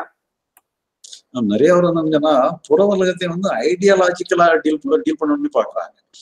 பிசிக்கல் டீலிங்க விட்டுட்டாங்கன்னா ஒருத்தருக்கு நன்மை பயக்கணும்னு சொன்னா பிசிக்கல் டீலிங் எல்லாருக்குமே எப்பவுமே தேவைதான். ஒருத்தர் பசியில நிறைய இருக்காங்கன்னா சாப்பாடு போடுறது எல்லாருக்குமே தேவைதானே. தங்குறதுக்கு இடம் இல்லாத இருக்கிறவங்களுக்கு எப்போ வேணாலும் தான் இடத்தை கொடுக்கறது நல்லது தானே. அதுல இதுல நான் தான் சர்வீஸ் பண்ணேன் நீ தான் சர்வீஸ் பண்றேன்னு சொல்றதுக்கு ஒண்ணும் இல்லை. சில இருக்குன்னா இப்ப இதுலயுமே நிறைய அந்த பிரச்சனைகள் மத ரீதியா சில பிரச்சனைகள் எல்லாம் வர்றதுன்னு சொன்னா இந்த மனசளவுல நான் நல்லா இருக்கிறதுக்கு எங்க மதம் சிறந்தது உங்க மதம் சிறந்ததுன்னு சொல்லி அந்த இதே தேவையில்லை. உண்மையிலேயே இயற்கையான நிலையை நம்ம நல்லா தான் இருக்கிறோம். இந்த இயற்கையான நிலையை நம்ம கண்டுபிடிச்சிட்டாலே போதும். இதுக்கு மதமே தேவையில்லை. உண்மையிலே நாம என்ன பிரச்சனைங்கிறத நம்ம தெரிஞ்சுக்கிட்டோம்னா நம்ம பிரச்சனையில இருந்து விடுபடுறதுக்கு நமக்கு எல்லாருக்குமே தெரியும். அது கொஞ்சம் மனவும் திறந்த நிலையில சொல்லப்போனா ஏதாவது மதத்தினுடைய போர்வைக்குள்ள நுழையிறதே நம்ம ஏதோ ஒரு வகையில நம்ம மூடிக்கிற மாதிரிதான். நம்ம திறந்த மனசு இல்லாதபடி நம்மள ஒரு மதத்தினுடைய போர்வைக்குள்ள மூடி வச்சுக்கிட்டோம். அதனால நம்ம அந்த மத போர்வையே வேண்டாம். நம்ம ஓப்பன் மைண்டடா இருந்தோம்னு சொன்னா நம்முடைய பிரச்சனை என்னங்கிறது எல்லாருக்குமே தெரியும். அதனால நம்ம பழையபடி நம்ம அந்த குழந்தையா மாறுறதுதான். வேற ஒண்ணு எல்லா மதத்துல உள்ள நோக்கமே இந்த ஞானமும் விடுதலையும் அடையிறதுதான் எல்லாருமே போதிக்குது. அது வேற ஒண்ணுதான். நம்ம பழையபடி நம்ம குழந்தையா மாறிடுறதுதான். இந்த குழந்தையா மாறுறது குழந்தையா இருந்தா வந்திருக்கிறோம். பழையபடியும் குழந்தையா மாறணும். அது அந்த குழந்தையா தன்மைக்கு எது இதெல்லாம் இடையூறா இருக்கோ அதை நம்முடைய அறிவு தானே இடைஞ்சலா இருக்கு. சொல்ல போனான்னு சொன்னா அந்த மதங்கள் நீட்டு சொல்லி கொண்டு வர்றாங்க அறிவை வச்சு தானே இது பண்றாங்க. இந்த அறிவே தானே குழந்தை தன்மைக்கு எதிராக இருக்கு. சொல்லப்போனா மதத்தினுடைய இது ரொம்ப அறிவு மூலமா அறிவை அப்புறப்படுத்துறதுக்காக உள்ள அம்சம் தான் அப்படியே. அந்த அறிவினுடைய ஆதிக்கத்தை அப்புறப்படுத்துறதுக்கு அறிவுபூர்வமான வழக்கங்களுக்குள்ள வராங்க. அது எல்லாமே ஒரு முல்லை முள்ளால் எடுக்கிறதுங்கிற மாதிரி அது பயன்படுது. உண்மையில வந்து என்னன்னு சொன்னா அந்த பேசிக் ஸ்ட்ரக்சர் வந்து அந்த குழந்தைத்தன்மையில நம்ம ஒரு வரணுங்கிறது தான். அது என்னோட இயற்கையான நிலையே கூட. அது இதுல யாருடைய உதவியுமே தேவையில்லை. இயற்கையிலே எல்லாருமே அந்த நிலைக்கு போயிடலாம். சொல்லப்போனா நாம வந்து நம்மளை சரி பண்றதுக்காக நம்ம எதையோ ஒண்ணு இது பண்ணும்போது என்னன்னா ஏன் நிறைய பிரச்சனைகள் ஆயிடுது. அந்த காலத்துலயுமே நம்ம தமிழ்நாட்டிலயுமே கூட வந்திருக்கு. சைவம் சமணம் எல்லாம் போராடி 1000 சமணர்களை கழுவேத்துனாங்க எல்லாம் கூட நம்ம படிக்கிறோம். ஒரு இதெல்லாம் மதத்தினுடைய பேர்னால வந்த ஒரு விளைவு தானே. இது அந்த காலத்துல நடந்து இந்த காலத்துல இல்ல, அந்த காலத்துல நடந்திருக்கு. அப்ப அதெல்லாம் தேவையில்லாது. இது நன்றிங்க. பேச்சு முத்துவோட அடுத்த கேள்விங்க, அதே மாதிரியான கேள்வி. மக்கள் பல்வேறு பிரிவுகளாக அரசியல், பொருளாதாரம், மதம், ஜாதி, மொழி என பிளவுபட்டு ஈகோவால் மோதல் பகையோடு பிரிந்து கிடப்பவர்களை ஒன்றுபடுத்தும் முயற்சியாக முதல் கட்டமாக கருத்து மாறுபாடு கொண்ட பல்வேறு ஆன்மீக அமைப்புகளை ஒரே குடையின் கீழ் கொண்டு வர அதற்கான முயற்சி மேற்கொள்ள தங்களுக்கு உத்தேசம் எதுவும் உள்ளதா ஐயா? இப்ப நாம வந்து பவன்ல அப்படி எல்லாரையுமே கூப்பிட்டு வச்சு நடத்தினா ஒருத்தர் அடிச்சுட்டு வெட்டி கிடப்பாங்க. பரவாயில்லையா?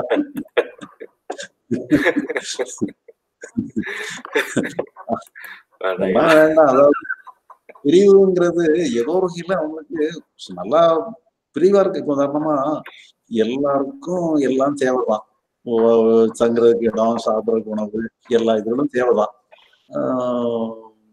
எல்லாருக்குமே சேர்த்து ஒரே இடத்துக்குள்ள உட்காருங்க, எல்லாருக்குமே உங்களுக்கு சாப்பிடறதுக்கும் தங்குறதுக்கும் இடம் கொடுத்துடுறோம்னு சொன்னா அது சரியா வருமா?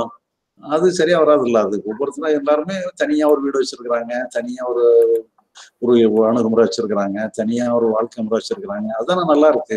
அப்ப தனித்தனியா இருக்கிறது நல்லா தான் இருக்கு. ஒரு குடும்பமா இருக்கிறது வந்து எல்லாரும் ஒரே குடும்பமா ஆயிருங்கன்னு சொன்னா யாருமே ஒரு ரிலேஷன்ஷிப்பை சரியா கூட மெயின்டைன் பண்ண முடியாது.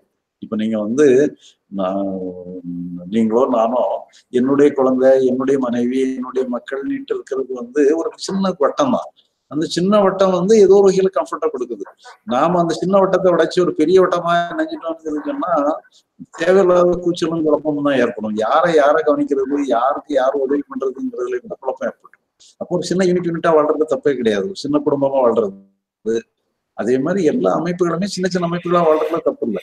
பட் இருந்தாலும் என்னங்கன்னா அந்த டோட்டாலிட்டிங்கிறது வேற ஒரு அணுகுமுறை. ஒரு இண்டிவிஜுவாலிட்டிங்கிறது ஒரு தனியான அணுகுமுறை. இண்டிவிஜுவாலிட்டியாவும் நீங்க இருங்க, டோட்டாலிட்டிக்குள்ள நீங்க முரண்படாதபடி எல்லாமே சேர்ந்து இணைஞ்சிடுங்க. நீங்க வந்து நீங்க சின்ன ஒரு குடும்பமா வாழ்றோங்கிறதுக்காக நீங்க நம்ம நாட்டுக்கு விரோதி ஆயிட்டீங்களா? அப்படி இல்லையா? நாடுங்கும் போது அதோடைய சட்டத்திட்டங்கள்ங்கிறது வேற, உங்க குடும்பங்கிற அணுகுமுறைங்கிறது வேற. அது எல்லாத்தையுமே வந்து ஒரு ஆரோக்கியமான இணைப்போட வச்சுக்கிட்டா சொல்லலாம். ஒரு ஒண்ணுக்கு ஒண்ணு எதிரானதுன்னுட்டு இல்லாதபடி ஒண்ணுக்கு ஒண்ணு உறுதுணையானதுங்கிற மாதிரி வச்சுக்கிட்டாங்கன்னா சின்ன அமைப்பு தனிதான். சின்ன அமைப்பும் இருந்துக்கலாம், பெரிய அமைப்பு நம்ம எல்லாத்தையும் உள்ளடக்கின ஒரு பெரிய அமைப்பும் இருந்துக்கலாம். அந்த மாதிரி எல்லாமே வச்சுக்கலாம். சில இதுகள்லாம் என்னன்னு சொன்னா ஒருத்தருக்கு ஒருத்தர் பிரச்சனைகள், சில மதங்கள் எல்லாம் இது பண்றாங்கன்னா எல்லாமே தன்னை வந்து தனிமைப்படுத்தி நான் ஒருத்தர் தான் அந்த உலகத்துக்கே சிறந்தது நீட்டு சொல்லி எல்லாருமே அப்படி ஒரு பிடிவாதத்தை காட்டுறதுங்கிற ஒரு அணுகுமுறை வந்து அது நம்மளுடைய ஈகோயிஸ்டிக் அப்ரோச். அது அதனால அந்த அப்ரோச்சை விட்டுட்டு எல்லாருமே நல்ல நோக்கத்துக்கு தான் பண்றாங்க. அது ஒரு அவங்க யார் யாருக்கெல்லாம் அது பிடிச்சிருக்கோ அதை அந்த அளவுல பயன்படுத்திக்கிட்டோம்னா கரெக்டுங்கிற மாதிரி வச்சுக்கிட்டது தான் கரெக்ட். நன்றிங்க. அடுத்த கேள்விங்க, லதா அவங்க அப்படிங்கிறவங்க கோவில் இருந்து கேட்டிருக்காங்கயா.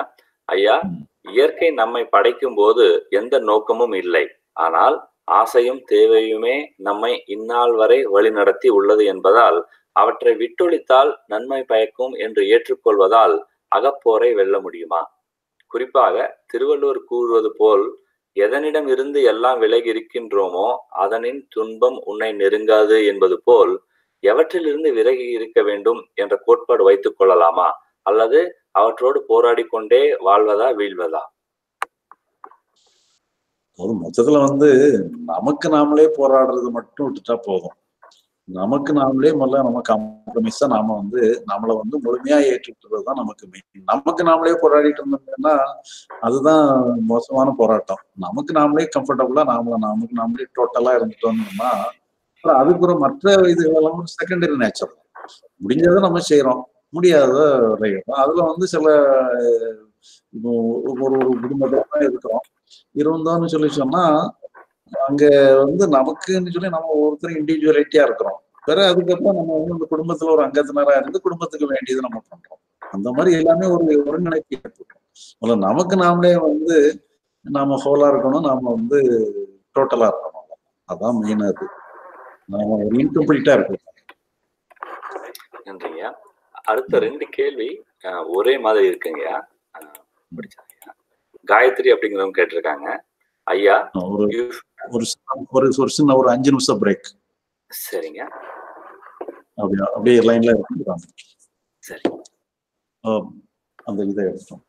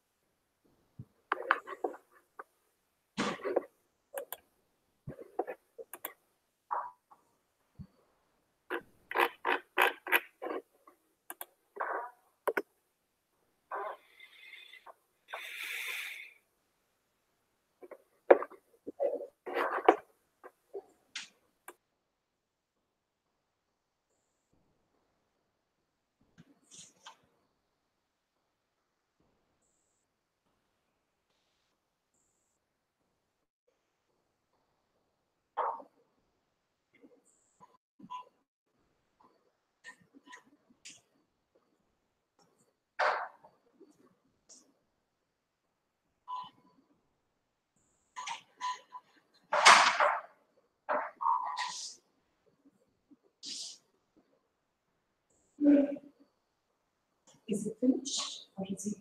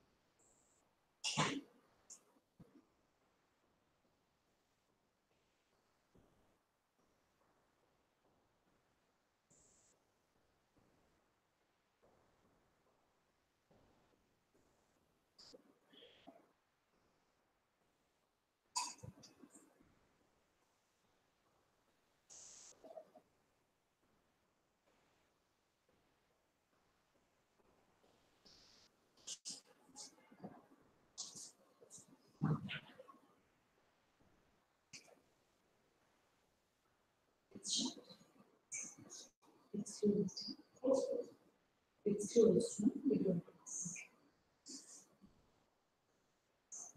My clothes will be okay upstairs. I get them tomorrow. Clothes tomorrow. My clothes upstairs. Small problem. I'm just asking. I just want to know clothes are drying upstairs. So is it okay if I pick them up tomorrow?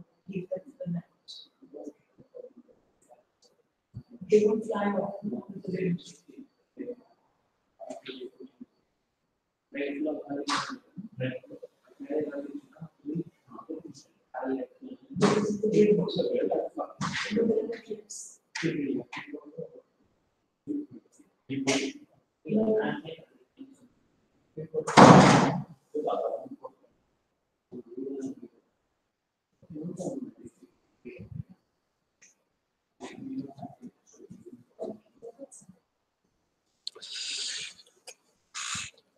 ஐயா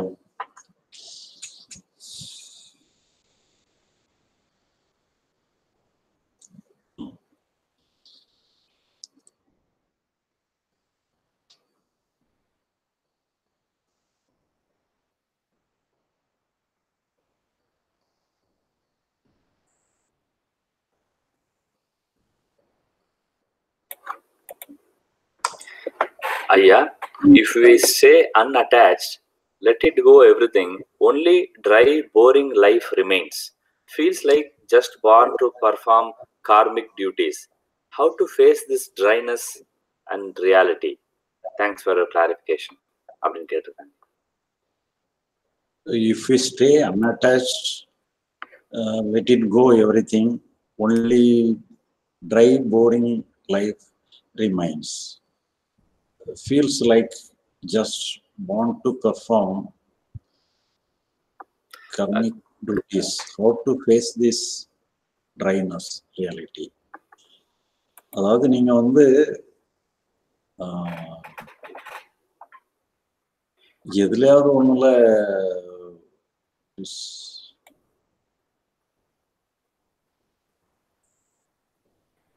everything only dry. If we stay unattached, let it go everything only dry.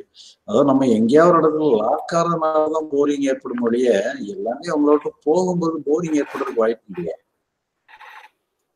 இப்போ நீங்க எங்கேயாவது ஒரு இடத்துல போர்னாலே ஒரே இதை செஞ்சதே திருப்பி திருப்பி பண்ணிட்டு இருந்தா மட்டும்தான் ஒரு போர்டம் ஏற்படும் ஒழிய ஒரு மொனாட்டனஸ் ஃபீலிங் ஏற்படும் ஒழிய மற்றபடி எல்லாமே ஃப்ரீ ஃப்ளோல இருந்ததுன்னு சொல்லி சொன்னா அது வந்து ஒரு லைவ்லினஸ்னாலே மூமெண்ட் நியூவா வர்றதுதான் வந்து லைவா இருக்குன்னு அர்த்தம். எங்கேயோ ஒரு இடத்துல லாக் ஆயிட்டுங்கன்னா தான் டெட் ஆயிட்டுது போர் அடிக்குதுன்னு சொன்னாலே எங்க ஒரு இடத்துல லாக் ஆயிட்டோன்னுட்டு அர்த்தம். அதனால ஒரு மூமெண்ட் இருந்தனாலே அங்க போர்டம் இருக்காது. மூமெண்ட் இல்லாம போயிட்டுனா தான் எங்கேயோ ஒரு இடத்துல லாக் ஆயிட்டுன்னா மூமெண்ட் இருந்தாலே நல்லா தான் இருக்கும். அது நன்றிங்க ஐயா.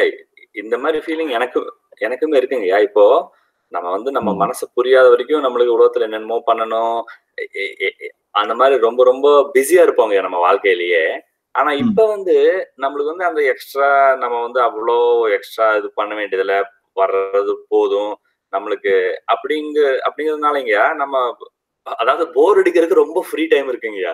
முதல்ல என்ன போர் அடிச்சதுன்னா படத்துக்கு போயிடுவோம், ஃப்ரெண்டை கால் பண்ணி மணிக்கணக்கில் பேசுவோம், ஊர் சுத்துவோம், அதாவது ஏதோ ஒன்று பண்ணிட்டே இருப்போம் போர் அடிக்கிறதுனா. இல்ல சில பேரு தண்ணி சிகரெட்டு அந்த மாதிரி பழக்கத்துல கூட அடிமையாயிட்டு வர்றாங்கய்யா.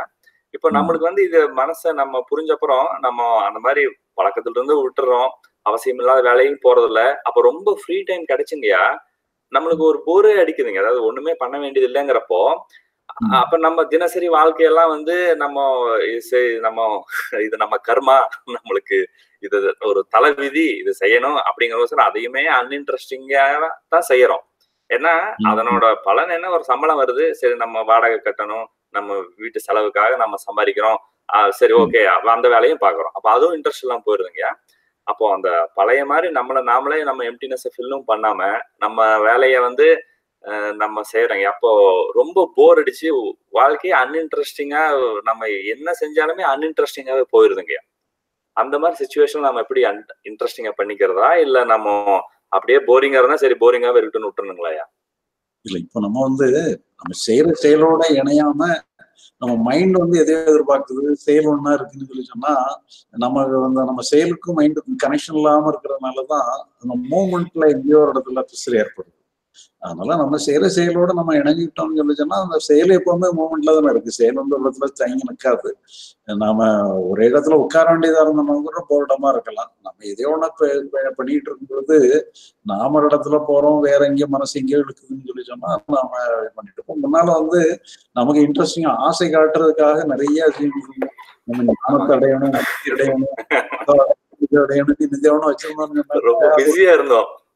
ஒரு டிரைவா இருக்கும். அப்ப அந்த டிரைவ் அது ஒரு வகையான இதுதான். அது சொல்ல போனாங்கன்னா அது ஒரு வகையான இதுதான். பட் இருந்தும் நம்ம இருக்கிறத வச்சுக்கிட்டு அது தேவையில்லாத அதுவும் ஒரு ஓரளவு நம்ம எங்கேஜா வச்சிருந்துருக்குங்கிறதுக்காக அதை நம்ம பண்ண முடியாது. அது தவறுன்னு தெரிஞ்ச பிறகு நம்ம அதுல இருந்து போட முடியாது. தவறு இல்லைன்னா அதுலதான் எல்லாமே கிடைக்குதுங்கன்னா நம்ம ஒரு ஆர்வத்தோட போயிட்டு இருக்கோம்.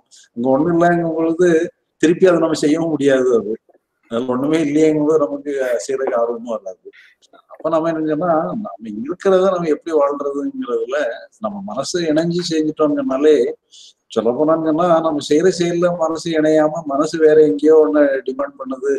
அப்ப நம்ம என்ன பிரசன்ட்ல நம்ம என்ன இருக்கிறோமோ இது நமக்கு காணல, இன்சபிஷியன்ட், நாம வேற எதையோ ஒண்ணு பண்ணும்போதுதான் கொஞ்சம் போனமா இருக்கிறதுக்கு வாய்ப்பாயிருக்கு. அதனால நம்ம இருக்கிறதோட இணைஞ்சு நம்ம மனசும் நம்ம செய்யற செயலோட இணைகிறதுக்கு சொன்னாலே ஒரு டோட்டாலிட்டி கிடைக்கும். நன்றிங்க. இப்ப முதல்ல எல்லாங்கய்யா, இப்போ மனசை புரிஞ்சுக்கிறதுக்கு முன்னாடிங்க நம்ம நம்ம வாழ்க்கையிலேயே ரொம்ப ரொம்ப வேலை செய்யணும், குடும்பத்தை பார்த்துக்கணும், வேலையை பார்த்துக்கணும், ரொம்ப பிஸியா இருந்தாங்கய்யா. மிச்ச டைம்ல ஒரு ஹோப் இருந்துச்சுங்கய்யா. இந்த பிரச்சனைகள்ல ஒரு நாள் நாம தீர்வு காணுவோம். நம்ம இந்த ஸ்பிரிச்சுவாலிட்டி படிக்கலாமா, புத்தர் படிக்கலாமா, ரமணர், ராமகிருஷ்ணர், ஓஷோ, ஜேகே, இமயமலைக்கு போலாமா அப்படின்னு பல பிளான் பண்ணிட்டு இருந்தோங்க. அப்போ அதுவே பிஸியா இருந்துச்சுங்கய்யா. இப்போ அந்த சைடு எல்லாம் ஃபுல்லு கேன்சல் ஆனதுனால அந்த ஸ்பிரிச்சுவலுக்கே முற்றுப்புள்ளி வச்சதுனாலையும் அப்புறம் நம்ம வாழ்க்கையிலுமே நம்ம போதிய அளவு ஃபோக்கஸ் பண்ணி செய்யறதுனாலயா ரொம்ப ஃப்ரீ டைம் ஒரு போர்டம் இவ்வளவுதானே வாழ்க்கை அப்படிங்கிற மாதிரி ஆகுறதுனால இப்படி ஒரு கேள்வி வந்து.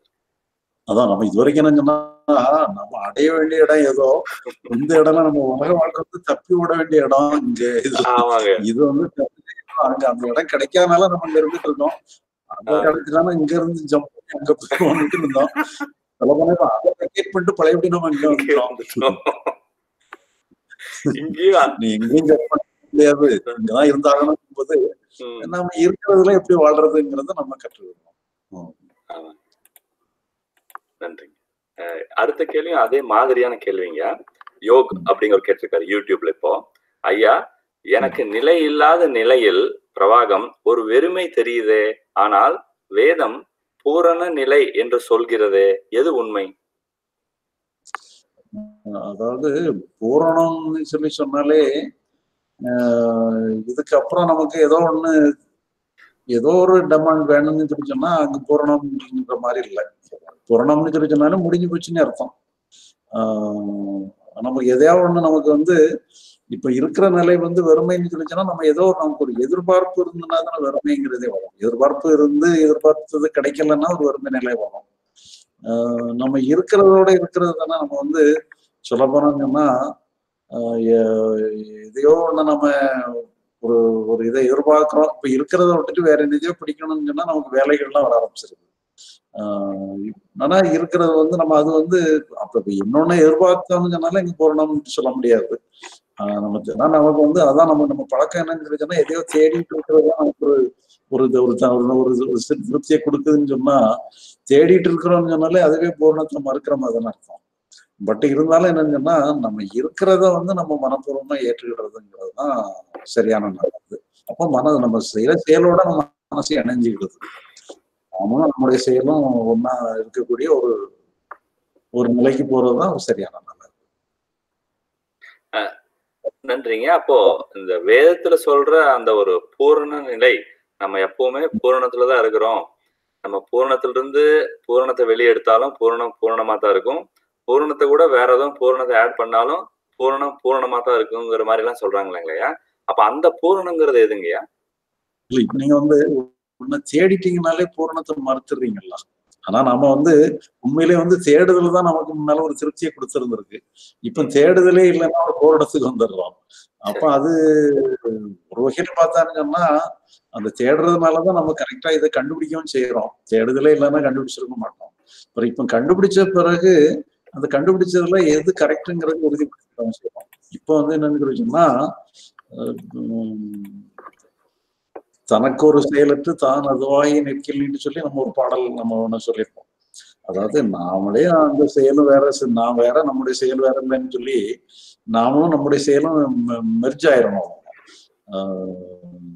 அந்த நம்முடைய மைண்டும் செயலும் மெர்ஜ் ஆகுறதுனாலதான் அது.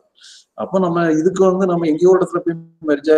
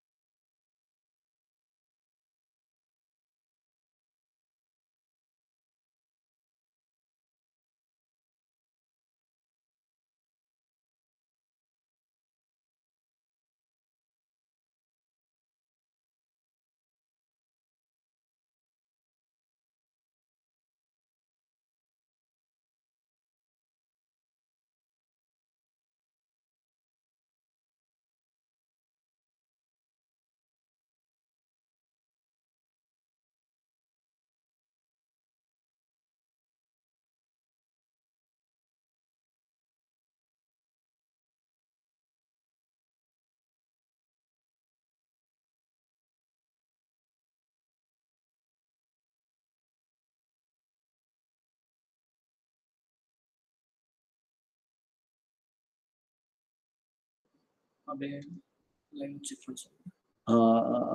ஐயா அங்கே இப்போ அந்த இதுலயே கனெக்ட் ஆயிட்ட. ஆமாங்க. சரிங்க. அப்ப நம்ம கண்டினியூ பண்ணிக்கலாங்க. சரி தெரியுதா? என்னுடைய உருவம் தெரியுதா? உங்க உருவம் தெரியல. சரி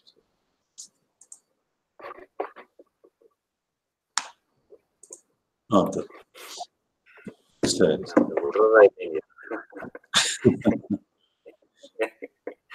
எப்படி யாரு? நன்றிங்க. கவிஞர் பா அழகன் அவங்க வந்து Facebookல இருந்து கேள்வி கேட்டிருக்காங்க. பிறப்பையும் இறப்பையும் நிர்ணயிக்கும் சக்தி ஏன் அது சிலரது வாழ்க்கையில் மட்டுமே தன்னை வெளிப்படுத்திக் கொள்கிறது? ஞானம் அடைந்தால்தான் வாழ்க்கையின் நோக்கம் என்னவென்று எனக்கு தெரிய வருமா? பாவத்தின் சம்பளத்தை பெற்றுக்கொள்ளும் இடமா இந்த உலகம்? அதாவது ஞானம்ங்கிறது வந்து முக்திக்காக உள்ளது.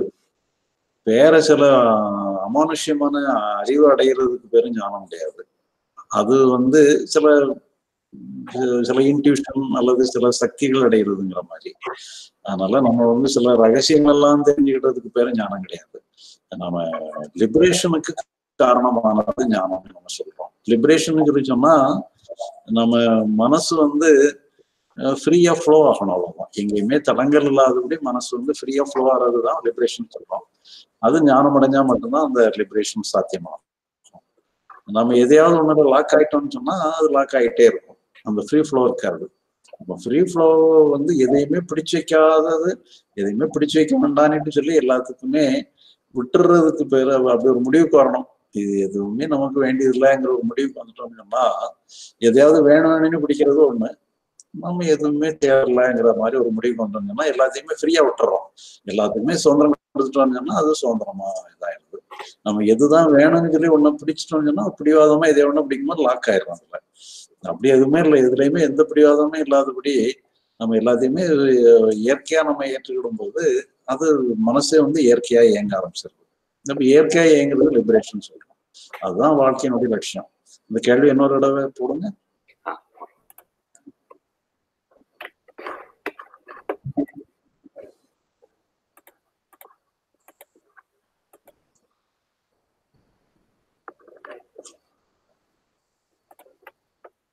பிறப்பையும் இறப்பையும் நிர்ணயிக்கும் சக்தி அது வந்து சில பிறப்பு இறப்பு எல்லாம் நம்ம வந்து ஏதோ ஒரு சக்தியை நிர்ணயிக்கிறதுனாலே சக்தி மயப்பட்டதுங்கிறதெல்லாம் அது வேற ஒரு டிபார்ட்மெண்ட். அது வந்து இந்த மாதிரி இது கிடையாது. முக்தி கூட சம்பந்தப்பட்டது. சக்தி வேற, முக்தி வேற. முக்திங்கிறது இயற்கையா எல்லாருக்கும் பொதுவானது. சக்திங்கிறது சிலவங்களுக்கு அவங்களோட சக்தியை டெவலப் பண்ணிக்கிட்டு அது தேவையில்லாத வேலை. அது அந்த இதுலலாம் போனோம்னா நிறைய பிரச்சனைகளை தான் சந்திக்க வேண்டி வரும். அதனால அது நம்ம டிபார்ட்மெண்ட்டே இல்லை. அதாவது பாவத்தின் சம்பளத்தை பெற்றுக்கொள்ளும் இடமா இந்த உலகம். இங்க வந்து நம்ம வந்து பாவங்கிறதே வந்து உண்மையிலே நாம பாவத்தினால உள்ள பலனை இது பண்றோங்கிற மாதிரி இல்லாதபடி இப்ப நம்ம அதான் பார்த்தோம். நம்ம வந்து ஒரு தப்பு பண்ணிடுறோம். தப்பு பண்ணிடுறதுக்கு தண்டனையா தான் நாம வந்து நம்மளுடைய கஷ்டங்கள் எல்லாம் அனுபவிக்கிறோமா சொன்னா அந்த மாதிரி கிடையாது. உண்மையிலே வந்து ஒரு தண்டனைன்னு சொன்னாலே என் நோக்கம் என்னன்னு சொல்லி சொன்னா அந்த தப்பை திருப்பி நம்ம பண்ணக்கூடாதுங்கிறதுக்காக தான் தண்டனையே கொடுக்கப்படுது. இப்ப நாம வந்து உலகத்துல கஷ்டத்தை அனுபவிக்கிறோம்னு சொன்னா என்ன தப்பு பண்ணதுக்காக இந்த கஷ்டத்தை அனுபவிக்கிறோம்னு யாருக்காவது தெரியுமா? ஒருத்தருக்கும் தெரியாது. அதனால என்னன்னு சொல்லி சொன்னா நம்ம ஒரு பனிஷ்மெண்டா எந்த இதுன்னு கஷ்டமே நமக்கு கொடுக்கப்படல. ஆனா அதே நேரத்துல கஷ்டம் வந்து நம்மளை வழிநடத்துறதுக்காக கொடுக்கப்படுது. அந்த கஷ்டங்கிறதே நம்மளுடைய பாவத்தினால கூட ஏற்பட்டிருக்கலாம். பட் இருந்தாலும் கூட அது பனிஷ்மெண்டா கொடுக்கப்படல. அதனால வரக்கூடிய கஷ்டங்கள்லாம் பனிஷ்மெண்டா கொடுக்கப்படல. பாவத்தின் காரணத்தினால கஷ்டம் ஏற்படலாம். ஆனா கஷ்டத்தை கொடுத்தது வந்து பனிஷ்மெண்டா கொடுத்தோம்னு சொன்னா நம்ம என்ன தப்பு பண்ணதுக்காக அந்த தப்பை திருப்பி பண்ணக்கூடாதுங்கிறதுக்காக கொடுக்கறதா இருக்கும். இது அப்படி இல்லைங்கிறதுனால நம்மளை வழிநடத்துறது. சொல்லப்போனோம்னு சொன்னா கஷ்டம் தான் நம்ம வழிநடத்தினுடைய இன்பம் வந்து யாரையுமே வழி நடத்தாது. துன்பம் தான் வழி நடத்தும். அதனால நம்ம வழி நடத்துறதுக்கு தான் துன்பம் கொடுக்கப்படுதோடைய இன்பம் வந்து நம்ம முடைக்கு போட்டோம். அதனால இன்பத்தை நான் இன்பமா இருந்ததுனால இந்த இதெல்லாம் ஆயிட்டேன்னு சொல்ல முடியாது. கஷ்டம் தான் நம்மளை வழி நடத்தி கூட்டிட்டு போகுது. அதனால வழி நடத்துறதுக்கு தான் கஷ்டம் கொடுக்கப்படுது. இந்த கஷ்டத்துக்கு காரணம் நம்முடைய தவறுகளா இருக்கலாம், பாவமா இருக்கலாம், அது வேற விஷயம். பட் இருந்தாலும் பாவமாவே இருந்தாலும் அது வந்து ஒரு புண்ணிய அம்சமா தான் அந்த கஷ்டங்கள்லாம் நம்ம கொடுக்கப்படுது. அதை நம்ம நல்ல முறையில ஏற்றுக்கிட்டா போதும். நன்றிங்க. சரி. அடுத்த கேள்வி சேது மணிகண்டன் அப்படிங்கிறவர் கேட்டிருக்காருங்க. ஐயா, அடிமனதில் இருந்துதான் எண்ணங்கள் தோன்றுகின்றனவா? அடிமனம் தான் மெமரியா? அதாவது நிறைய பேர் வந்து அப்படி ஒரு கான்செப்ட கொடுக்குறாங்க. அது வந்து அடிமனதுல வந்து நம்ம எமோஷன்ஸ் வர்றதுக்கு அடிமனம் காரணம். அதான் நம்முடைய இயல்புன்னு சொல்றோம். இந்த இயல்பை தான் அடிமனசுன்னு சொல்றோம். அதே நேரத்துல மெமரியுமே கூட ஒரு நம்முடைய மனதினுடைய ஒரு ஹிடன் பார்ட். அதுதான் வந்து அதை கூட ஒரு அடிமனம்னுட்டு சொல்லிடலாம். பட் இருந்தாலும் நம்ம ஒரு அடிமனம்னுட்டு பிரிக்கிறது வந்து நம்முடைய இயல்பை தான் அடிமனம்னு சொல்றது. இந்த மெமரிங்கிறத அடிமனம்னு சொல்றது இல்லை. அதுமே விட நம்முடைய கான்சியஸ் மைண்ட்ல உள்ள ஒரு ஹிடன் பார்ட்டை தான் மெமரின்னு சொல்றோம். ஆனா அந்த மாதிரி எடுத்துக்கிட்டது தான் சில விளக்கங்கள் சொல்றதுக்கு சரியா இருக்கும். நன்றிங்க. அப்புறம் இது ரிப்பீட்டடா வர்ற கேள்விங்க, நடக்கிற நிகழ்வுகள் எல்லாம் கர்மாவின் படிதான் நடக்கிறதா அப்படின்னு கேள்வி. இல்ல அப்படி நம்ம ஏற்றுக்கிடும் பொழுது என்ன ஆயிடும்னு சொல்லி சொன்னா, முடிஞ்சு போனதை பத்தி நம்ம ரொம்ப ஒரி பண்ண மாட்டோம். அதே நேரத்துல எதிர்காலத்துக்கு வந்து கர்மா அப்படிதான் நடக்கும்னு சொல்லி விட்டுட்டோம்னு சொன்னா நம்ம செயல்படாம போயிடும். அதனால நம்ம வந்து கடந்த காலத்துக்கு நம்ம அப்படி எடுத்துக்கலாம். முடிஞ்சு போனதெல்லாம் கர்மாப்படின்னுட்டு எடுத்துக்கிடலாம். எதிர்காலத்தை வந்து கர்மாப்படிதான் நடக்கும்னுட்டு நம்ம எடுக்கக்கூடாது. அங்க நம்முடைய செயல்படி நடக்கலாம். ஏன்னா கர்மாவே வந்து ஆகாமிய கர்மானிட்டு ஒரு கர்மா இருக்கு. அந்த ஆகாமிய கர்மான்னு சொன்னா நமக்கு இப்போ கையில செய்யறதுக்கு நமக்கு ஆற்றல் இருக்குங்கிறத ப்ரூவ் பண்றதுதான் ஆகாமிய கர்மாங்கிறது. அதனால நீ எதிர்காலத்துக்கு ஆகாமிய கர்மாவை நம்ம பயன்படுத்திக்கணும். முடிஞ்சு போனதெல்லாம் பிராரப்த கர்மானே எடுத்துக்கலாம். அப்படி எடுத்துட்டோம்னா சரியா. நன்றிங்க. இன்னொரு 5 கேள்வி இருக்குங்க. சாந்தி அப்படிங்கிறது கேட்டிருக்காங்கய்யா. புரிதலுக்கு பிறகு பெரிய சாதனை படைத்து விட்டதாக தோன்றுகிறது. யாருக்கும் கிடைக்காத ஒன்று நமக்கு கிடைத்ததாக தோன்றுகிறது. இது சரிதானா ஐயா? இல்ல, அதாவது உண்மையிலேயே வந்து இயற்கையிலேயே உயர்ந்ததுன்னு சொல்றேன். இப்ப ஞானம் அடைகிறது, லிபரேஷன் அடைகிறது வந்து இது எல்லா சாஸ்திரங்களும் ஒப்புக்கொண்ட ஒண்ணு தானே. இயற்கையிலே உயர்ந்தது லிபரேஷன் தான், இயற்கையிலே உயர்ந்தது ஞானம் தான் சொல்லி இதுக்கு மாற்று கருத்து யாருமே ஒண்ணும் இல்லையா. இப்ப சொல்ல போனா நிறைய சக்திகள் சிலவங்க அடைகிறாங்க. சக்திகள் அடைஞ்சவங்க கூட அதை படிச்சு சொல்லிடுறாங்க, இதெல்லாம் யாரும் அடையாதுங்கப்பா, இது நிறைய பிரச்சனைகளை கொண்டு வருதுன்னு சொல்லி அவங்களே சக்தி அடைஞ்சவங்களுமே கூட அந்த சக்தியை படிச்சு சொல்லிடுறாங்க. ஆனா அந்த மாதிரி முக்தி அடைஞ்சவங்க யாருமே முக்தியை படிச்சு சொன்னதில்லை. அதனால இது எல்லாருமே இது சாஸ்திர ரீதியாகவும் இதுதான் உயர்ந்ததா சொல்லப்படுது. உங்களுக்கு அனுபவ ரீதியாகவும் அதான் உயர்ந்ததா தெரிஞ்சுன்னா சொல்லலாம். அதனால தப்பு. நன்றிங்க. அப்போ இந்த சக்திகள் அடைஞ்ச ஒரு நெகட்டிவ் சைடு எஃபெக்ட் இருக்கு. ஆனா நம்ம மனசை புரிஞ்சுட்டா அதுல எந்த நெகட்டிவ் சைடு எஃபெக்டும் இல்லைங்களா? ஆமா ஆமா, நான் இதை வந்து இந்த பாசிட்டிவ் தானே எடுத்துக்கணும். இப்ப இதுல வந்து முக்திங்கிறதே என்னன்னு சொல்லி சொன்னா, முடிஞ்சு போனது வந்து விடுபடுறதுக்கு பேர் தானே முக்தி. அதனால முடிஞ்சு போனதும் முடியாது, முடிஞ்சுக்கிறதா எடுத்துக்கிட்டது தானே. நீங்க புதுசுக்கு வந்துடுறீங்க, பழசுல இருந்து விட்டுப்பட்டு புதுசுக்கு வந்துடுறீங்க. இது மனசளவுல தானே. இது வந்து செயலளவுலங்கும்போது இது செயலளவுலங்கும்போது இது எல்லாத்துக்கும் பயன்படுறது தானே இருக்கு.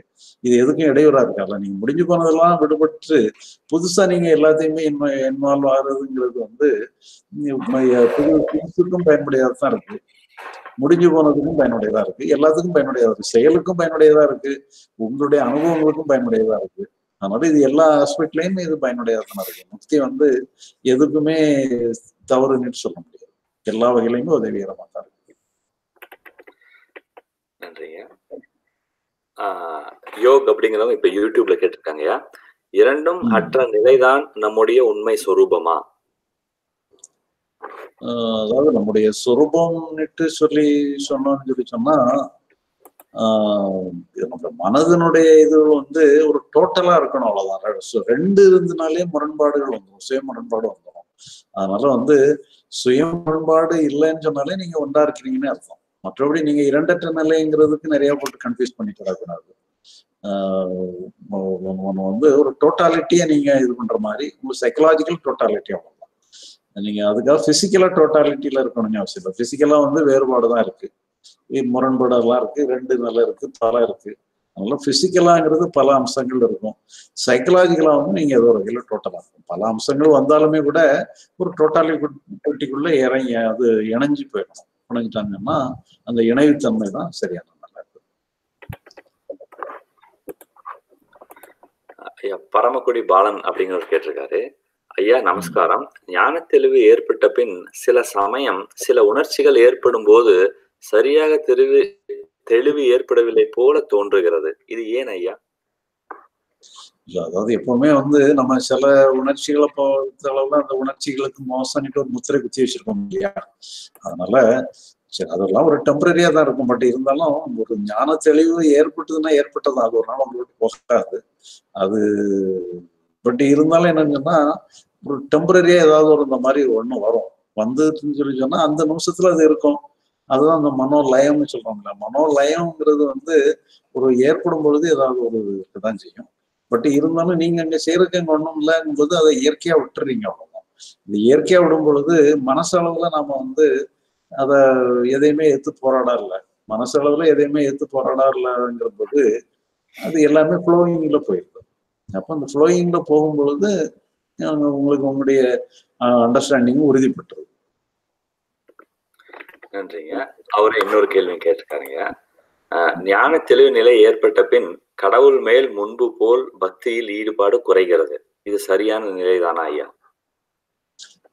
இல்ல நீங்க வந்து பக்திங்கிறதே வந்து நமக்கு அவங்க ஏதோ ஒண்ணு கொடுப்பாங்கன்னு சொல்லி அந்த மாதிரி ரிலேஷன்ஷிப்ல நமக்கு பக்தி ஏற்பட்டதுதான். உண்மையான பக்திங்கிறது வந்து நீங்க இருக்கிறது தான், இருக்கிற நிலை தான் சரியான நிலை. இதுல வேற ஏதோ ஒரு நிலையை அடையணும், ஏதோ ஒண்ணு ஆகணுங்கிறதுங்கிறது கிடையாது. நமக்கு எதையாவது ஒண்ணு ஒரு தேவைப்பட்டு எதையோ ஒண்ணு அடையணும்னு சொன்னா ஒரு டிமாண்ட் ரீதியான பக்திங்கிற மாதிரி வந்தது. அதனால அந்த பக்திங்கிறதே வந்து ஒரு டோட்டாலிட்டி உண்மையிலேயே மீன் பண்றதுன்னா ஒரு டோட்டாலிட்டியை மீன் பண்ணும் பொழுது இந்த டிமாண்ட் எல்லாம் போயிடுது. நீங்க டோட்டாலிட்டியா இருக்கிறது தான் உண்மையான நல்லது. பிறகு கடவுள்னு சொல்லி ஒரு தனியா ஒண்ணு வச்சு அவரு உங்களுக்கு ஏதோ ஒண்ணு பண்ணுவாருங்கிறதுனா அது வேற வகையான ஒரு டிரான்சாக்ஷனல் பக்தி அது. இப்ப அது நீங்க பிசிக்கலா கூட நீங்க புறச்செயல்களை கூட நீங்க கடவுள் கூட கூப்பிடுங்க, ஒரு டிரான்சாக்ஷன் பக்தியை கூட வச்சுக்கிடுங்க, தப்பு இல்லை. சைக்கலாஜிக்கலா அவங்கள சரி பண்றதுக்கு நீங்க யாரையும் கூட வேண்டியதில்லை. நீங்க இருக்கிறதுனாலதான் கரெக்டான நல்ல. நன்றிங்க. இது கடைசி கேள்விங்க. இப்ப யூடியூப்ல ஜெகநாத் ரயான் அப்படிங்கிறவர் கேட்டிருக்காரு. ஐயா உங்களுக்கு போர் அடிக்குமா?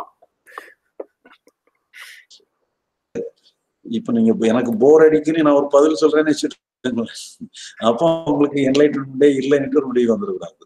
அதனால இது வந்து போர் அடிக்கிறதுன்னு சொல்லி சொன்னா நம்ம செஞ்சதையே திருப்பி திருப்பி செய்யும் பொழுது ஒரு சலிப்பு தோன்றதுதான். அல்லது நமக்கு வந்து நம்ம இருக்கிற நிலை ஒரே நிலையில அப்படியே கன்னியூ ஆயிட்டு இருக்கும்போது இன்னொரு நிலைக்கு மாறணும்ங்கிறத வந்து ஒரு சலிப்பு, ஒரு இருக்கிறது போர் அடிச்சுட்டு அடுத்ததுக்கு போறோம்ங்கிற மாதிரி வருது. இப்ப இது வந்து மைண்டினுடைய ஒரு நேச்சர்.